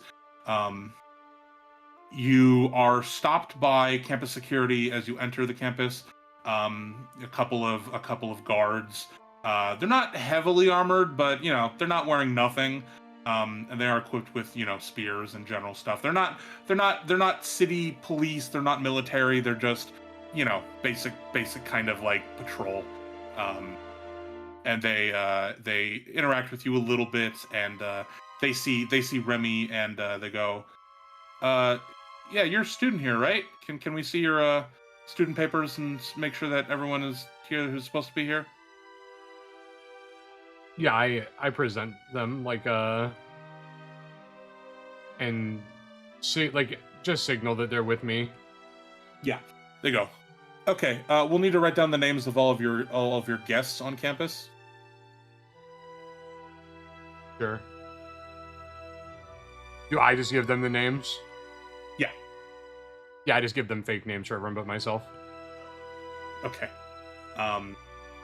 Yeah, they go, okay, great. All right, Mr. Boudreaux, have a good stay. If you need us, let us know. We're here to serve the students. Have a good day. Or evening. It's evening. And they go about their business and leave you to yours. Straight to the library? Yeah, I want to go bring them all as far as they're gonna be allowed to go, at least. Okay. Yeah, you get to the library. It's this large marble building. It is elegant. It is a little ostentatious, but it is very well built, well constructed. And you get to the front. There are more security guards who will check your student papers and say, "Sorry, guests are only allowed to. They can sit out here with us, but they're not allowed inside the library." So be it. Very well. Remy, I believe you are walking in without a second thought, or do you want to say anything to anybody before you walk in? I inform everyone quietly that the names that I left are not real, and that it is probably best that they don't let anyone know who they are, because not everyone here is on the level. Did you give Sir Schmear, or did you give even Sir Schmear a different name? Huh? Oh no, Sir. Is it Sir Schmear? Sir Schmear will only be known as Sir Schmear of the Swamp Piss, so that is a name I gave them correctly. He's probably too dumb and wouldn't be like, that's not my name. Like, Probably, yeah. Okay. You enter the Lyceum Library, which you've been in plenty of times before, but you're not entirely sure where to go. But there is the head librarian, who sits at this large sort of welcoming desk that you find in really large libraries. Yeah, the circle desk. Yeah. And this is Alina. She is a Dampier woman who has worked in the library for as long as you've been here, and probably longer. You don't know exactly how long. And she is sitting at the desk when you approach. Yes, can I help you? Hello. Good evening. I am on a mission of some import. I was informed by Professor Draven that I could find the dark pages in one of the vaults of the Lyceum. Interesting. Let me 1 moment, please. And she sort of stands up and goes to a far corner of the desk, and she picks up this like square tablet, and she sort of begins kind of running her hands over it and closes her eyes, and nothing really happens. You just kind of hear a low humming sound, and she waits for a moment, almost as if she's listening to something. I wait intently. Mm-hmm. And then she sort of nods and goes, okay. Puts down the tablet and goes, yes, Remy, Mr. Boudreau. I've just been informed that your access to this information has been cleared. Let me look that up for you. And she goes and she starts filing through another ledger behind her desk and goes, okay, so this particular text is in one of the vaults of the library. This is not standard library access, as you know. Unfortunately, I can tell you who owns the library, who owns the vaults, but unfortunately, cannot give you access to the text or anything in it without the permission of the family who owns the vaults. Is that satisfactory? Yes, of course. I assumed that I would have to interface with them. Excellent. You're going to be looking for the vault is Vault F, and Vault F is currently being owned and rented by the Blight Claw estate. Is it Blank Claw? Blight Claw.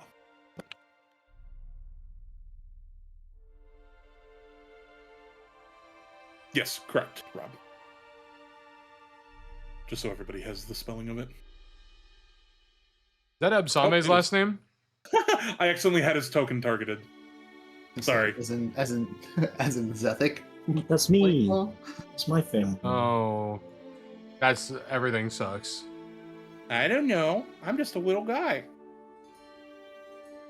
So, that's the information she gives you. I can give you the address to their estate if you wish to go engage with them about gaining access to this vault. That would be delightful if I could have that information. Wonderful. And she'll hand you a little card that has the address. Thank you very much. You're welcome. Is there anything I can help you with, Mr. Boudreau? No, I think that will do it. Excellent. You have a wonderful evening. And I exit. Okay. Yep, you exit the library. And I will walk back to the crew.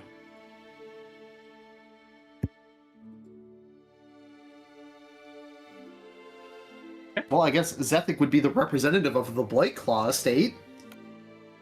That's excellent news. I'm sure this will go very swimmingly. Well, Zethic doesn't That's know what- that I know this, right? No, No. technically you haven't told me. Zethic, I have a question for you. Yes. Are you aware of blight claws in Dusk Hollow other than yourself? I'm not aware of their locations, but I'm certain they're about the Noctarian area. Would you be interested in their location? Well, certainly. That is another purpose for my stay in this region. Well, I have business with the blight claws of Dusk Hollow, It's and I have wonderful the news. I Wonderful have the news. address for the estate. And I show that I have the card, but I do not hand him the card.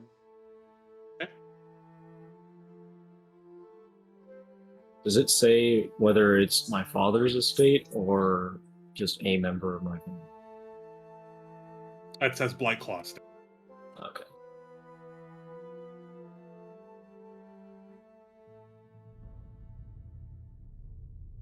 Well, I suppose then we could just be off to the estate then. No one else has anything to say.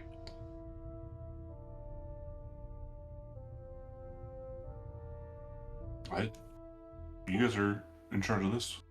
Is the Blakelaw Estate the address that we recently left from? No. No, not the casino. That's like their summer home. No. I mean the one. No, it's not. No. That one's no. My mother's manor is separate from like the Blightclaw, like lineage. That was like her personal home. Oh, so Zethik is looking for this place that we're going to. This was something that Zethik was. Okay. Yes.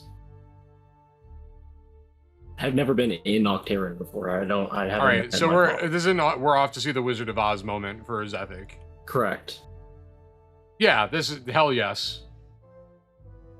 All right, you are going to. You don't really know how to. Actually, no. You would know how to get here because you have a general sense of the. Yeah, I know my way area, around the so- city. Yeah. Yeah, it takes you about 20 minutes. You walk and you approach a fairly large estate. It's probably 3 stories. This compound it's on probably. Oh god, the DM is trying to remember how space works. Probably a couple of acres that's like a lot of land in the city. But it is a lot of land. It's a large estate on a fairly large compound. And you approach the gates, and the first thing you see are the 3 primary security functions of the gate, which are 3 15 feet tall golems standing at attention. And I know they say glass, but these are specifically shadow glass golems. And as you approach, you can see that their heads all turn to clock each and every one of you immediately, and there's a little guardhouse attached to the front gate, with someone sitting in it. There's an attendant. I approach the attendant. Good evening, gentlemen. What can House Blightclaw be of service to you? Hello, I have business with the proprietor of Vault F, which I believe is the head of the Blightclaw estate.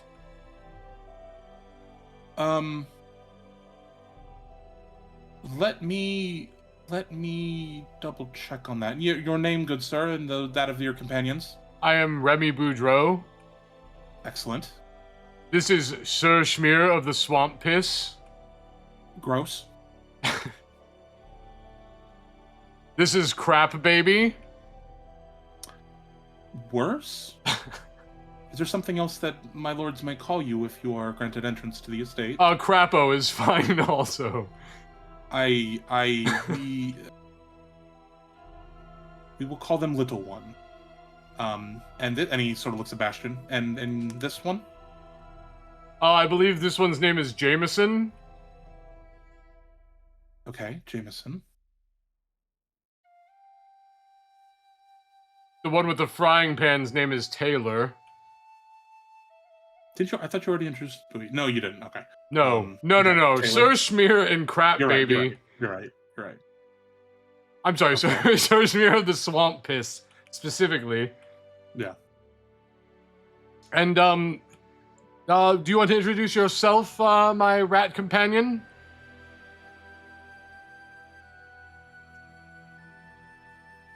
I'm trying to decide whether I want to just blow the whole operation, just announce myself.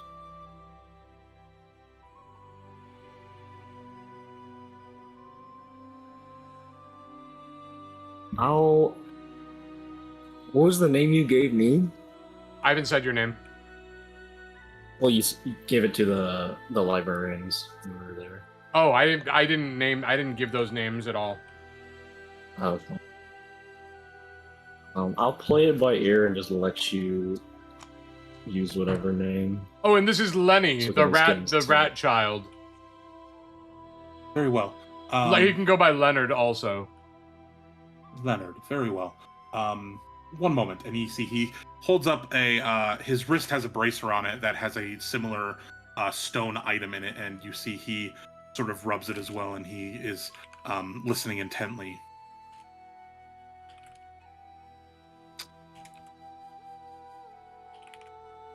Well, I'm sorry, my lord is not. And he goes, oh, sorry, hold on. And he's listening to something, and you can see he kind of looks back and he kind of puts the stone up to his mouth and goes, "Are you certain? They look kind of destitute. Are you certain?" Oh, okay. Yes, at once. Yes, my lord is not expecting you, but I have been instructed to let you into the estate. Let me go sort things out and see if he will be able to meet with you. Please follow us.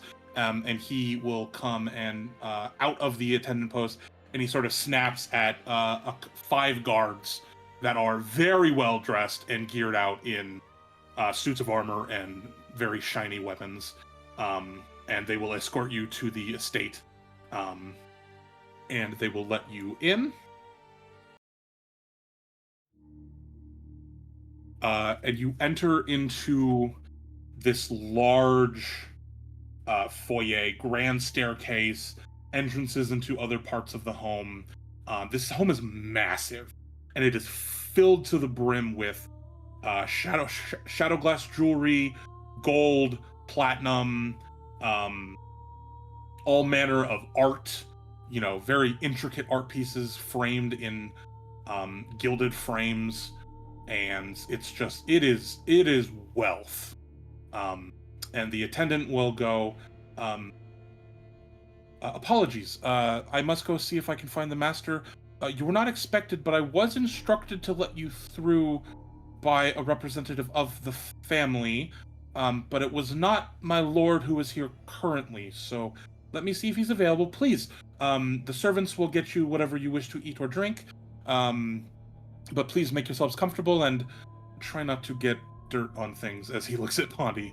But I will She would be still back. be clean at this point, okay? She hasn't trekked through any mud. But you are still covered in mushrooms. That's fair. And they do grow in so- poop.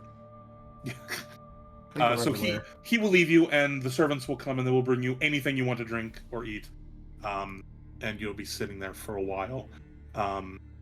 Is there anything you guys want to? This is an opportunity to let the setting breathe a little bit and have some conversations. The servants don't watch you; nobody is watching you, and you are left to your own devices with your refreshments in the in sort of this foyer living area. Nice So are dig, you on good Zevik. terms? Looking at Zethik? Or was that? Like, are you on good terms with them, or? I thought it prudent to not lower myself speaking to the help to allow us into the door. Got it.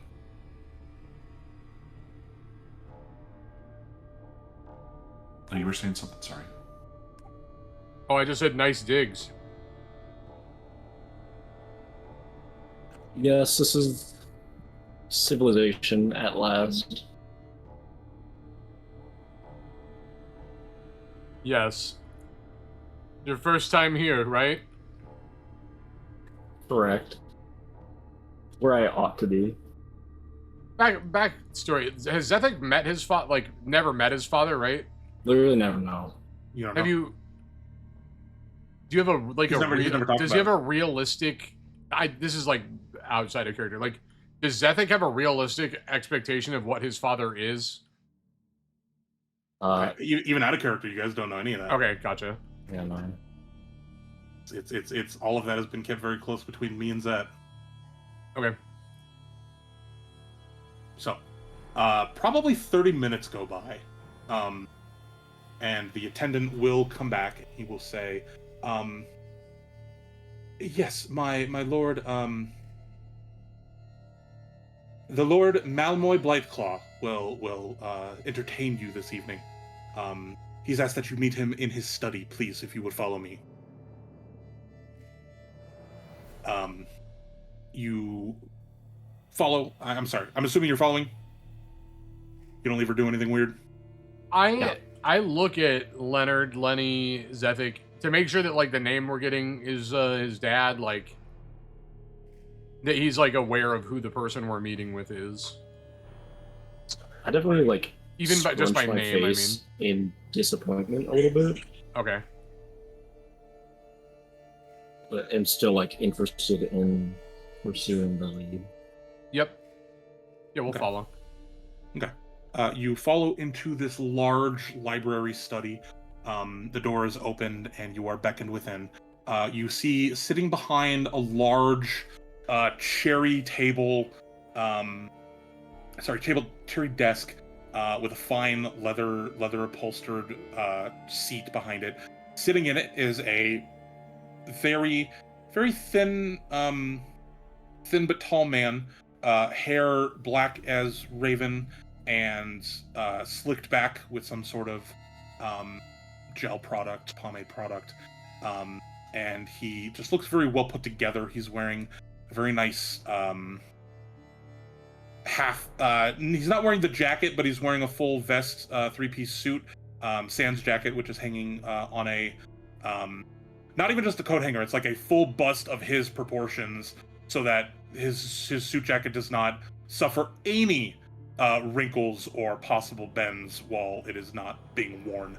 And he's looking at a ledger, and he's going through poems and things, and he goes, "Do not sit in my study." As you all sort of approach, and like there are chairs, but he speaks out. "I know not of whom you are and what you are doing bothering me on such a day. I don't even know why the front doors let you in. So please make this fucking quick and make it good and worth my time." As he then lifts up his eyes to look at you and meet your gaze. Remy sort of being in front. I'm here on important business. Important business from whom? I'm sent by Professor Draven of the Lyceum. And what business does Professor Draven believe he has with my family? Your vault in the Lyceum, What of it? it contains the Dark Pages. I'm very well aware of that. How are you aware of that? I was informed by the library at the Lyceum that they were there. So it seems you are a student. They would not have given you that information otherwise. More certainly, they would not have given that if you weren't actually a student of Mr. Draven. Very well. What do you have to make it worth my while to give you access to our family's prized vaults and the tome you were looking for within it? There's no small feat.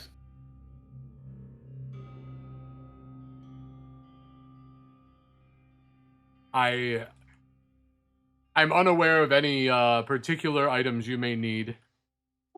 Just coming back to my memory, because it was something I couldn't use. I have this like level 12 spell in my bags. Were we thinking of giving that to them for this? He sort of, as you're thinking about that, he sort of scoffs and goes, "What I need? Sir, do you not know the esteem of my family name while you stand here dripping mud in my study in my family's estate?" Summer estate, really. Pawnee's not currently dripping any mud. Maybe bits of moss. It was a collective thing. Oh. Yeah, weren't we planning on trading? I have this Staff of Arcane Might, which it's been a while. We weren't strictly told we had to use it for this, but I was strictly told I can't use it as a thing normally. Right. So I think it was we just kept onto it as like a high stakes bargaining chip for situations like this. Right, and this guy does seem like a cocksucker for sure. He reminds Good. me of someone. I'm glad the mood is Yeah. is coming across. He reminds me of someone. Yeah, we I could mean, have. we can offer it like because we only need to read the dark pages, right? We don't need to leave with them.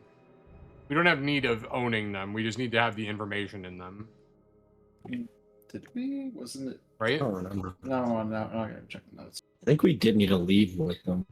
Yeah, I think we need to bring the dark pages to Augie. Huggy needs so much while also being shady as fuck herself. I'll pull this out of my bag. We could give you this for it.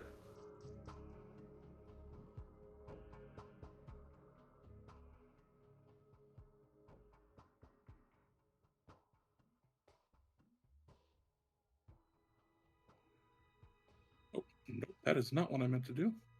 Get out. Game Master's typing. Yeah, sorry. Human D type.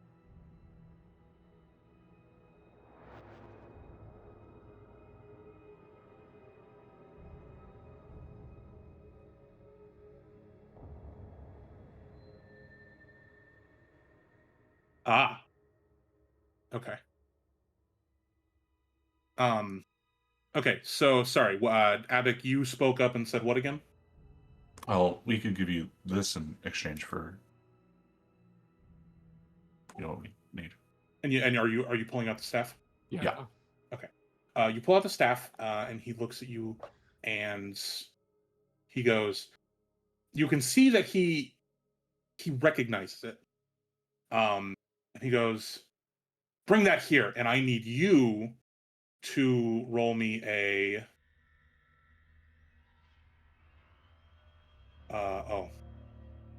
Holy. First, so I can really cast that. Nope, I didn't mean to pop that out. Pop that back in.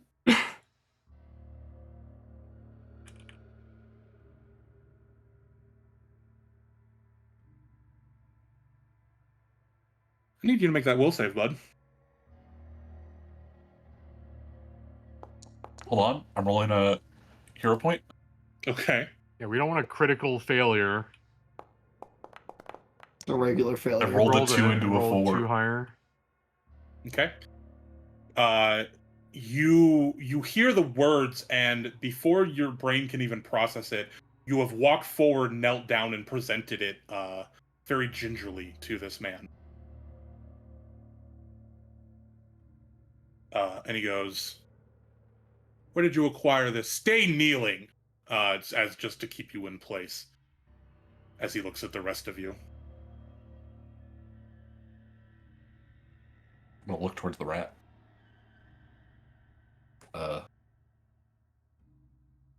Found it.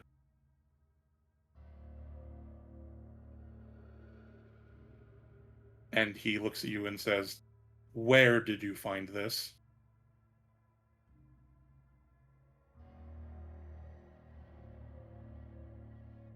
You're controlled. Like you're just gonna answer. Yeah, him. and then you do now have to answer. Yeah.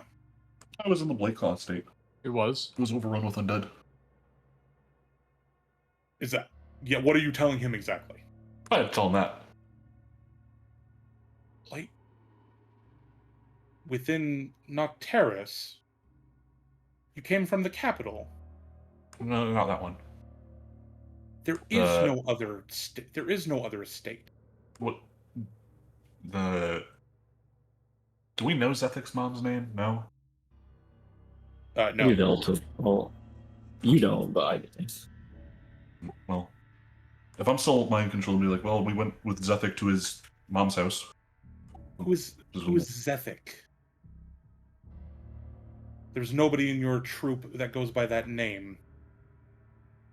Are you to tell me that I've been deceived? Have you given me false names?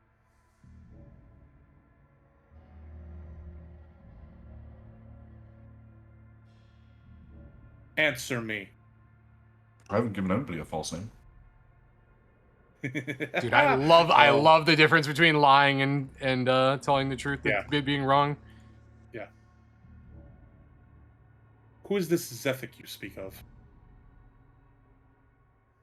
Zethic Blightclaw? He's, He smacks you across the face. How dare you speak my house's name under these pretenses? Who do you think you are?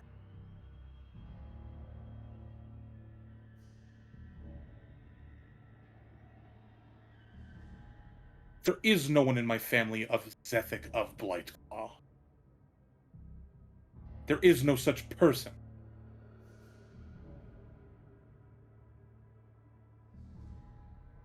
well, that's what I thought it was, so. Useless. And he grabs the staff from you and says, "You may sit." And then you go and sit. Ugh, useless. Have your mind back. And he dismisses the dominate. And it's almost as if, like, you had, like, this pressure of air lifted off of your head as the control of the spell regains your own will.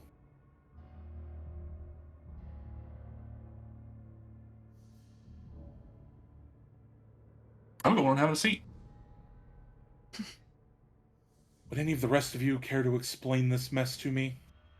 Before I have you all thrown out and thrown away? Pondy pulls out the condemnation note that was on the Blightclaw estate and walks up and puts it on his desk and walks away. Okay. The note that said, like, keep out, danger, undead. Yes. Yeah, he goes, This means nothing to me, little shit monster. What is this? It was from the stinky house where the staff was.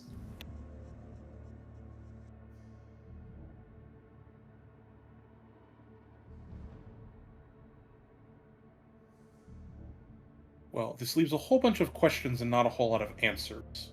So, I would like to thank you for returning this to me, but if you have nothing else, then I think it is time for the rest of you to leave, unless you start being more forthcoming with your dealings with me and my family.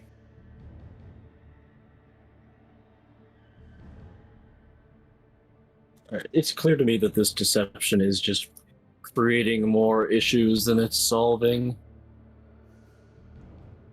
I have to apologize for our demeanor, but it is I, Zethamir Blightclaw II,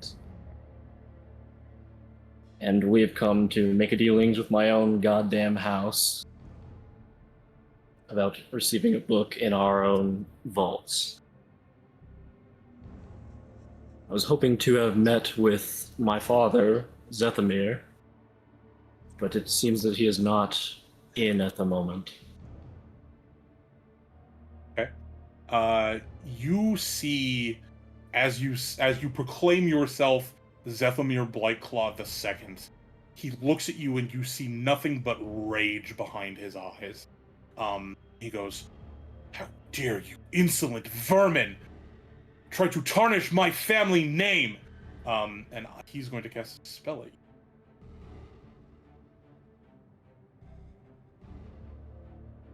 I need that will save.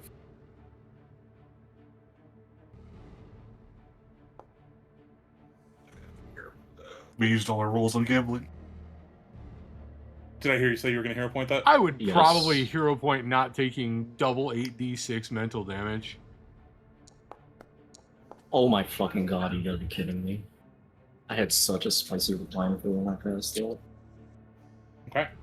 Well, you didn't critically fail, so that's good. Please take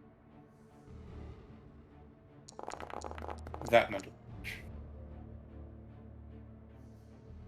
damage. You are racked with a vision of your own death. You take the damage, and you are also, it probably won't matter, but you are also frightened. Insolent scum! My own name in my own house. I spit on you! What is the meaning of this deception? And as all of this is happening, the door to the study swings open. And you see the attendant go, Miss, he's in a meeting. As a woman walks into the study and walks right up to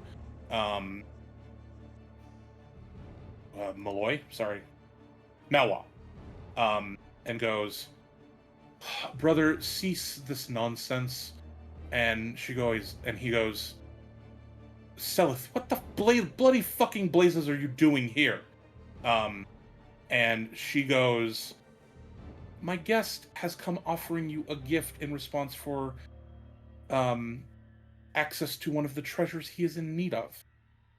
I suggest that you sorry, I think I'm struggling. I suggest that you fulfill his request, as he's brought back such an important artifact to our library." And he sort of looks at all of you and looks at her. And everyone give me I think it's a sense. Yeah, everybody give me a sense motive check from your basic actions.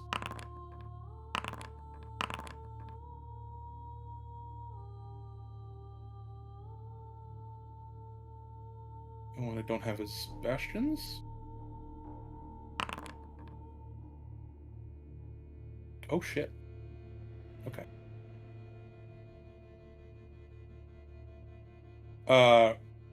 Remy, you can tell that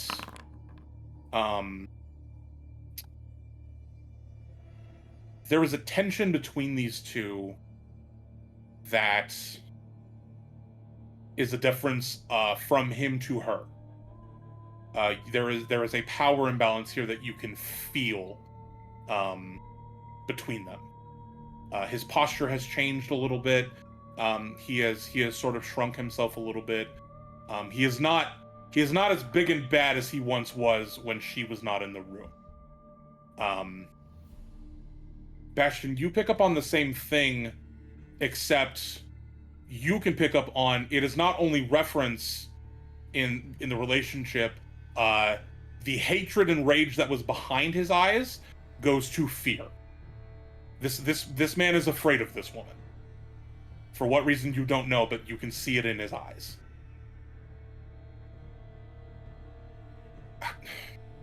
And they start speaking in hushed tones that you can sort of make out, but then they start talking in a language that none of you understand. And he sort of looks, he seems like he's making his case, but then looks sort of defeated and goes, "Very well. I will bring this to Father, and we will discuss it at a later time, but I will commit to the request as instructed. Thank you, dear sister." The woman will look at you all and say, "It's been a pleasure meeting you. I think, if I remember correctly, Rob, I think you recognize this woman." Okay, important question for the chat. Is she hot? Fucking got him. Let me send you a DM real quick, Christian. Yeah. You do recognize.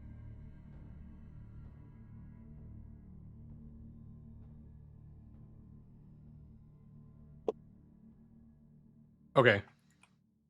Yeah, so she looks at all of you and says, "Charmed to be meeting you." And her eyes stop at you. She doesn't say anything, she just smiles.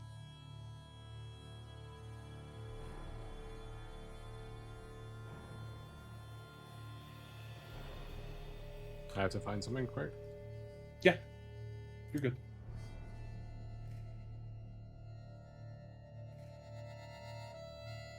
Oh, and to answer chat's question, absolutely she's hot.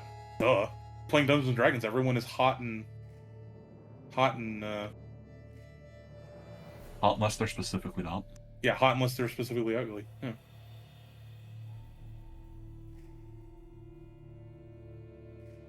Okay, sorry, I had to read something. Yeah, okay, you're She good. stopped at me. Yeah, she just kind of pauses and she smiles at you, but doesn't really say much further. I nod. I nod knowingly. Yeah. She nods back, and she will say, "Toodles," and she'll just walk out, and Malwa will sit behind the desk, and he's nursing what looks like a headache, and he goes, "Apologies, I've been incredibly rude to our guests. Please, Leonard, if you would care to, it seems that you are of the same proclivities as myself, and you can see now the fangs that he has. Please, if you would like to help yourself to a nice glass of the liquid in the bottle over there," and he points across the room to a bottle of a very nice, like, decanter full of this crimson liquid. So, guests is a strange way to phrase relative, but sure, I will partake. You can see he sort of bites his own lip as you say that, and he goes, "That remains to be seen, Leonard. And it would be customary for someone who has never been in this home to also be not so rude while visiting."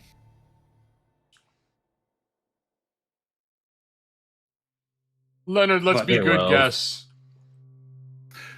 Do you go over and make yourself a glass? Yes. Okay. It is basically just healing potion mixed with blood. So go ahead and heal yourself to whatever your max is from wherever you are.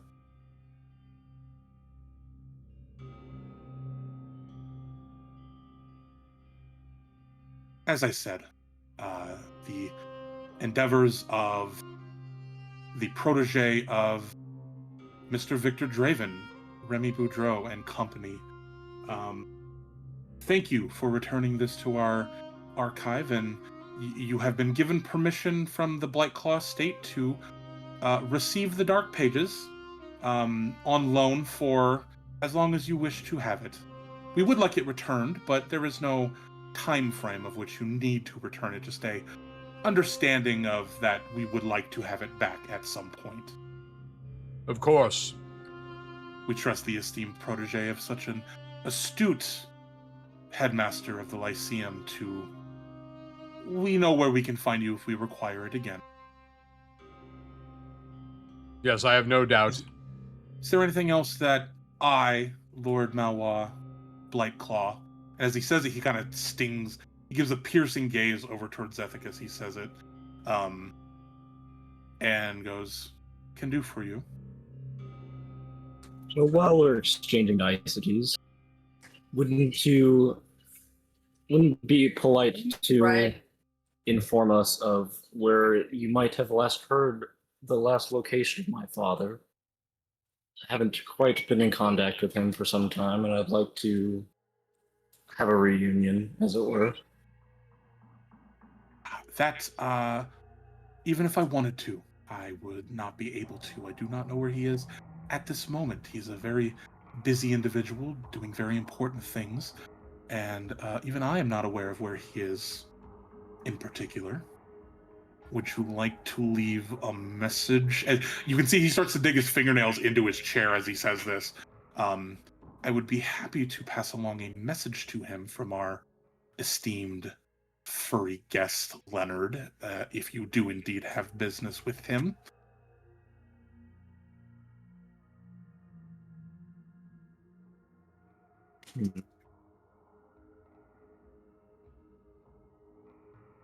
Suppose just let him know that his exalted spawn is looking for him and would like to gain contact.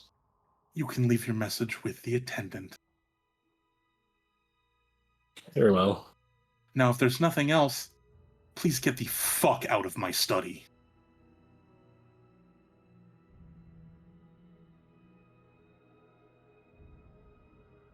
I'll stand up and drag my claw across his desk before walking out. Okay. He is seething.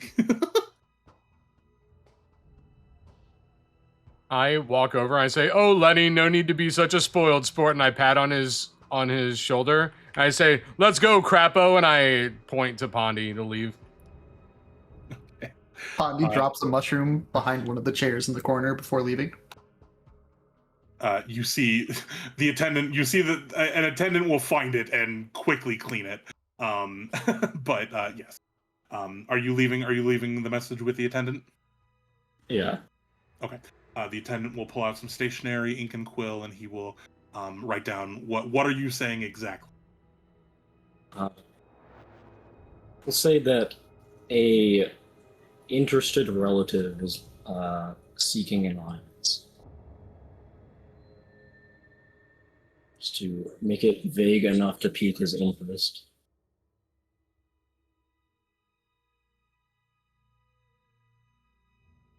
Okay. And you're not leaving your name. You're just No. okay. I wrote it in the scratch channel just so we have it on record of exactly what you wrote. Excellent. You will be escorted to the gates, and the attendant will say, "Very nice meeting you. I wish you all a very good evening." And you are left to your devices outside of the Blightclaw Summer Estate. Well, that was productive. Yeah, cousin is a bit of a prick, isn't he? Feels as though it may run in the family. I say, "Hey, Lenny," and I nudge him with my elbow. I suppose.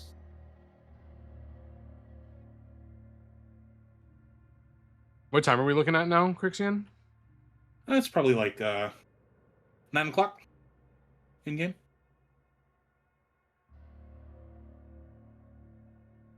Should I just go get the dark pages then out of the vault?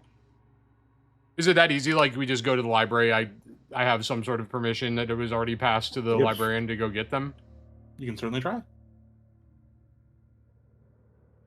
You guys want to go back to the library? Let's do it. Okay. Yeah, you go back to the library. Your guests are permitted to sit outside in the comfortable sort of patio area while you enter the library. And at the library,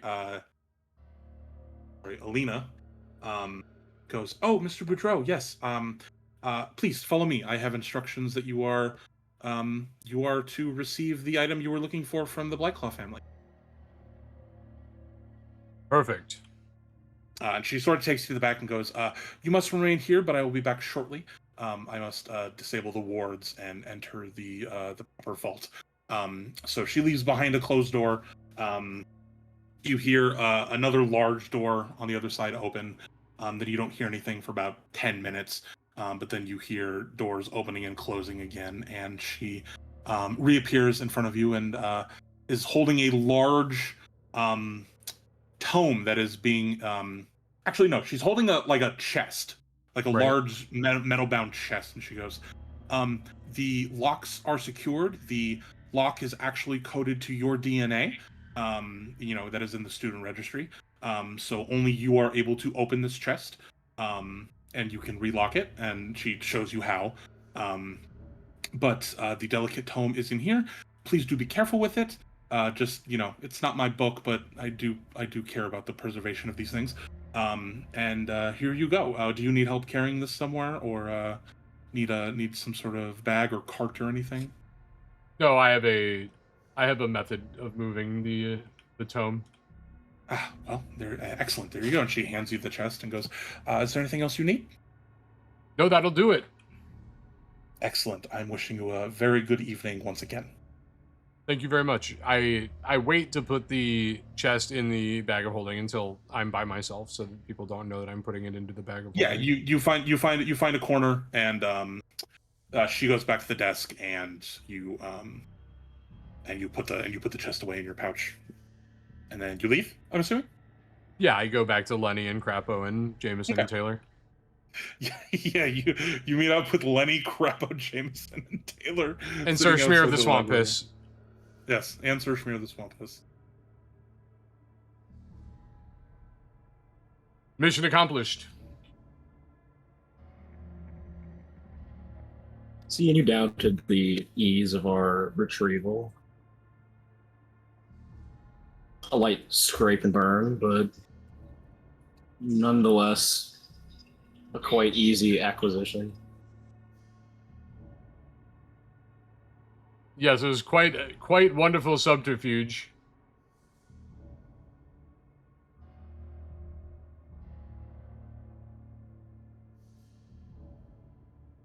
Is there anyone else with And now business in the we area? can leave this terrible place. We need to wait a day for Surshmere. Yeah, we have to wait and get Sir Schmear of the Swamp Piss's gear. Mhm. Well, I suppose it's time for us to find an inn then. Okay. Yeah, no, you find an inn, a suitable one for the um, amount of money that you've been throwing around. I'm assuming one with a little more upscale security. You know, you guys have plenty of gold. I'm not gonna charge you for evening's rent. Like, you guys have so much money, it doesn't matter at this point. For that sort of thing. And you will sleep the evening. You can have the benefits of a long rest, and you will wake up tomorrow, and you can pick up Shirshmir's armor. You go to Barry's boutique, and the full plate is very well tailored directly to him, and he's moving around pretty good in it. So let me equip Shirshmir's armor. See what that does. That makes his AC 19. And he kind of looks at Bastion again and goes, "Oh, it fits so well. Thank you again. Thank you again, Sir Bastion." Of course. That's not Sebastian, but, you know, Oh, gotta help you out. okay.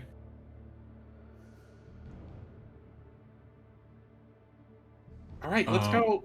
Let's go adventuring.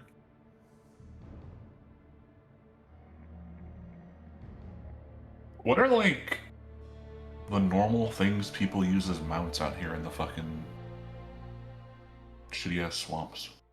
Horses are fairly common. Occasionally you'll see more exotic things, but here it's really horses. There's not, you know, the trails leading from city to city, town to town are pretty well paved roads. Whether or not they're actually paved or not is, you know, depending on where they are. But the traveling through Noctarian is not a super difficult thing if you are traveling the main roads. So horses traverse just fine. So So we get to Augie. Yeah, it'll be a little harder on the horses through the swamp once you leave the greater empire of Noctarian.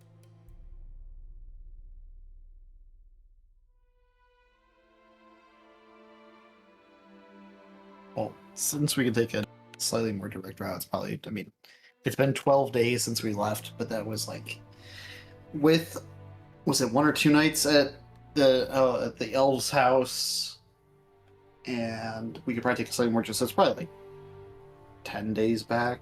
I think it's only a week. But you stayed at the Boudreaux house for a little bit. You did take the detour to the Zethix family manor out in the swamp. Yeah, and So essentially a day doing the Schmear stuff. because it's going to take you 2 days to get out of Noctarian, because it'll be a day back to Glomstead, and then it'll be a day to the edge of the swamp again. But then you'll be out of Noctarian and back into the swamp, and I believe it was 5 days from there back to Augie's. So you have some time, but, you know, I know the plan was to kind of get out here as quick as possible. Wait, has Zethik ever met those cousins of his before, or Nope. no? We are at 18 days. Oh yeah, Fen, give me a will save. Oh lordy. With a +5 circumstance for the T And guidance. and guidance.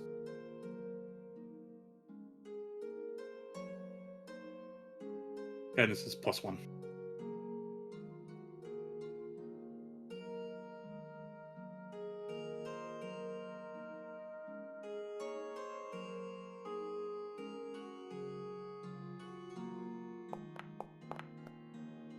Okay. The result is noted in my notes.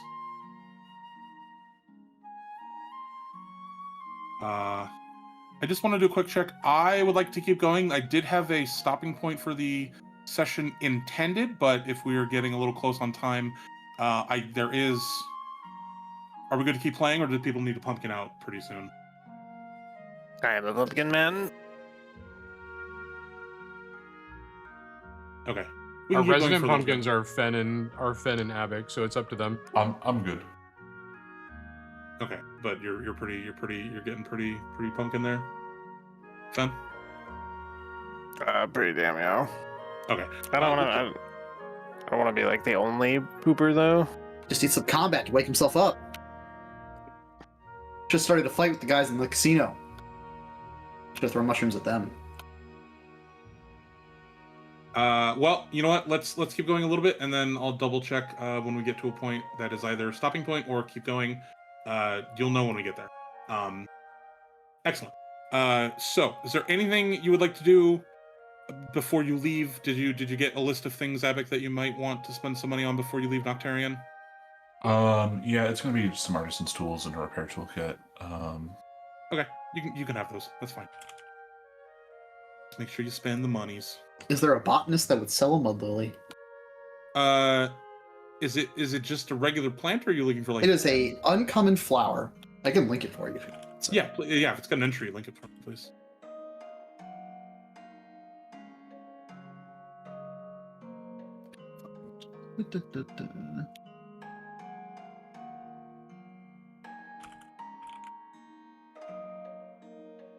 In the chat.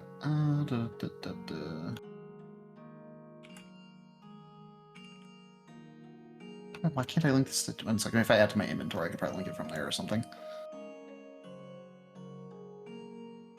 That.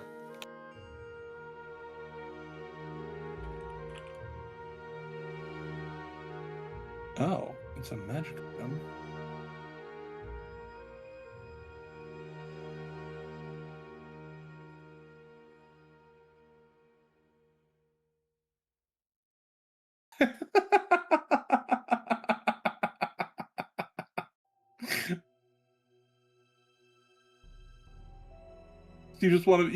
You want to embody the stink baby? Or I could be clean. Whatever I want on the day. You can make if you make the mud lily dirty, you become clean. If you leave the mud lily clean, you become dirty. Okay. Yeah, no, you can have it. That's fine. Just spend the gold. Done. Okay. Excellent. We are going to head out. I'm going to do a little bit of fast traveling. Unless there's anything you want to do, you will make the 2-day journey out of Noctarian.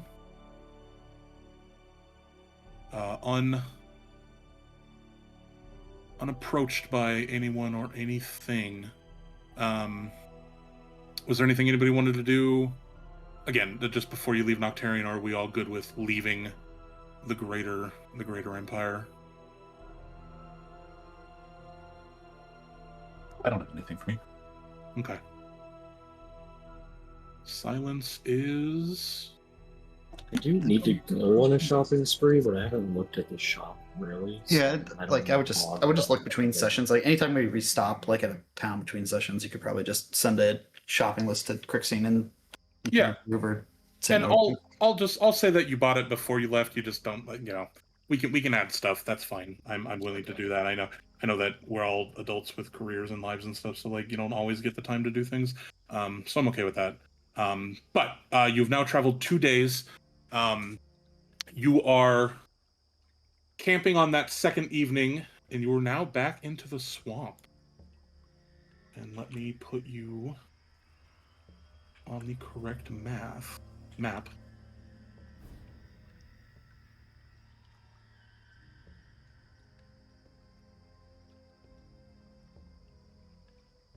These are just kind of, you don't have to be here. I just kind of thought that this is how a general camp setup would go for you. The grid's a little off. Don't pay attention to the grid too much. Just go with whatever your movement squares show you. But yes, you are camping out in the swamp.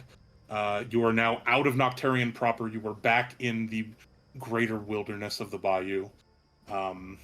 We spent 2 days doing that, so that puts us to 16 days left. Yes, yeah, we are now at 16 days. Oh, I need two.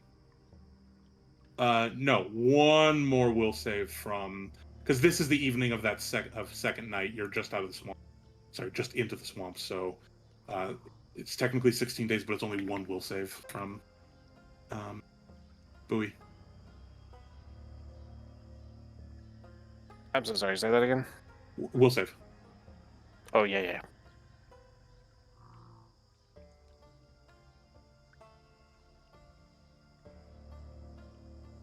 +5 for the T. Holy Easy. shit. Cool. Noted.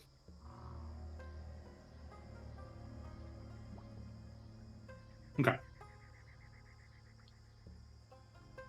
Schmear is kind of going around and he goes, "Man, this I'm sorry, Sebastian. The armor's kind of getting. It's really hard to keep this clean in the swamp." It's fine. Just I'll clean it. But it was so shiny. I can just press digitation it. Oh, thank you. That's a really useful skill. It's magic. What's that? You don't know what magic is? Not really.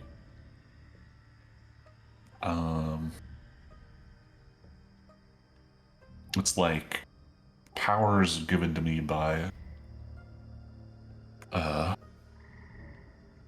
Merkala. You have superpowers? I guess in a way. Can you like throw balls of fire at people? No, but some people can. Oh, Mostly heal people. you Fix throw things. you throw bolts of lightning at people? Can you turn into a dragon? But no. All of my abilities are like healing or protection. Oh, that's good. That's really nice. Remy might be able to. And Pondy might be able to. Remy, True. Remy. I act like I can't hear him. Remy. Pondy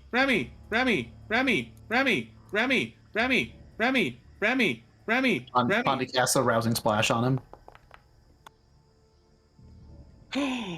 Pondy, what was that? Can you do it again? Can I actually do it again? They're immune. He's immune to the hit points, so I can keep casting it at him. Oh, I'm all wet now. Oh no. Oh, I'm in the swamp and I'm in a tin plate and it's wet. Oh goodness. Oh no. He starts to go over here, and he starts like, trying to get the water out of his boots and stuff. But he has left Remy alone for the moment. I'll get rid of the fucking shit on him. Okay.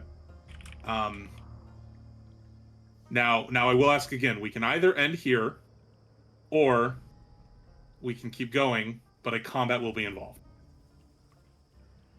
How pumpkin are we, Fen? Pretty damn. I will not survive a combat. Okay. Just doubting my healing abilities. We will set it up and then we will end the session. Okay. Go ahead and everybody roll me seek checks. Guess I can actually roll one for. This is where Sir Schmear rolls the fucking natty. He did not roll the natty.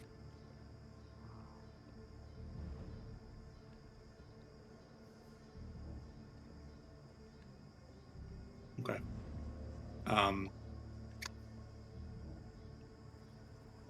Excellent. You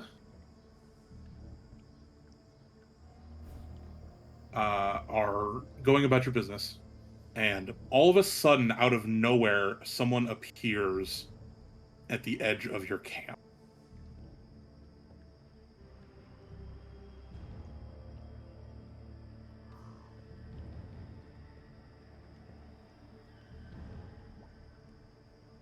Swamp Hello traveler. there, friends. I was just walking by, and I was hoping I could maybe trouble you for some information as I make my way through this area. Seems I'm in a bit of a pickle. I'm looking for a friend of mine, and I was wondering if maybe you'd seen him.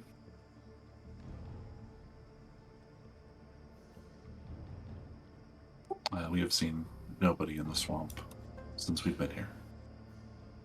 Oh no, that's okay. And you see that he's looking around, and Pondy, you're the one who catches it. You just catch this. His nostrils are flaring as if he's smelling for something. But More he's people like, after fucking buoys, skinwalker fucking bullshit. but he's like hiding it from you. You just barely notice. It's so subtle. Looking. Pondy I'm steps. sorry, Remy. You also noticed it. I want to sense his motive. Okay, give me a sense motive check.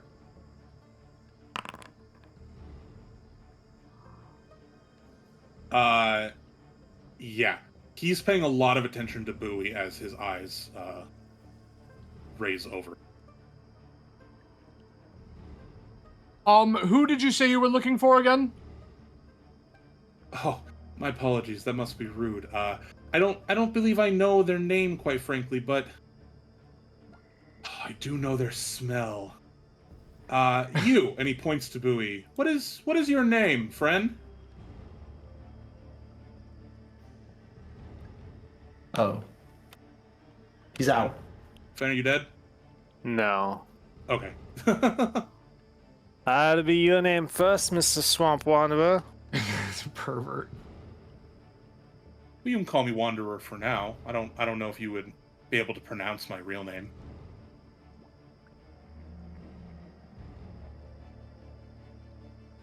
Why don't you pronounce it to make it known? I would just like to know what I can call you so we can have a conversation. Oof. I could Bowie always does not call you- like. I could always call you Elfman. His name is Taylor. Taylor. Let's go with that. Taylor, I have a question. Are you happy with your life? This Got the is different scam as well. calls. Am I happy with my life? Oh. Don't you want some? Do you want anything better for yourself? You a life I'm as insurance salesman? I don't know what insurance is.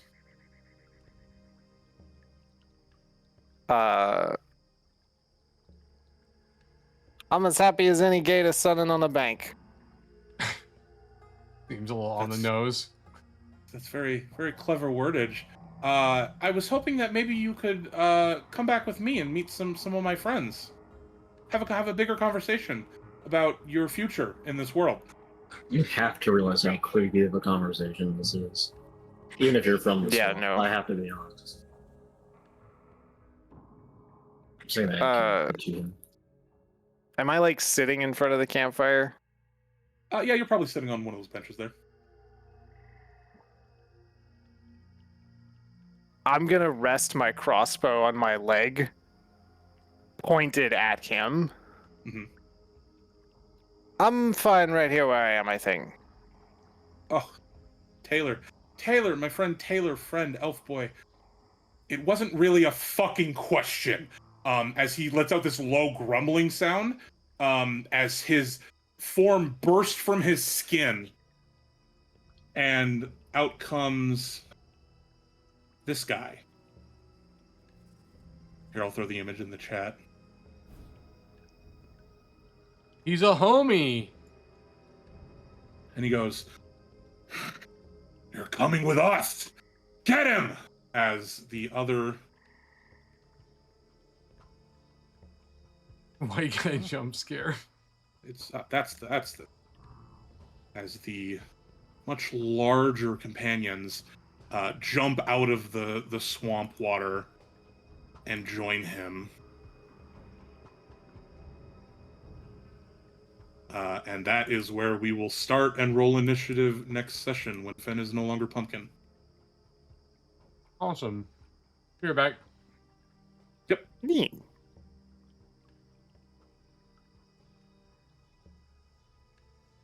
Everyone here, thanks for being here. I will see you guys next time. I think we're going in 2 weeks. I have company next week, so we're doing the week after. We will have a new member that people can get excited about. Jorbe will be joining us.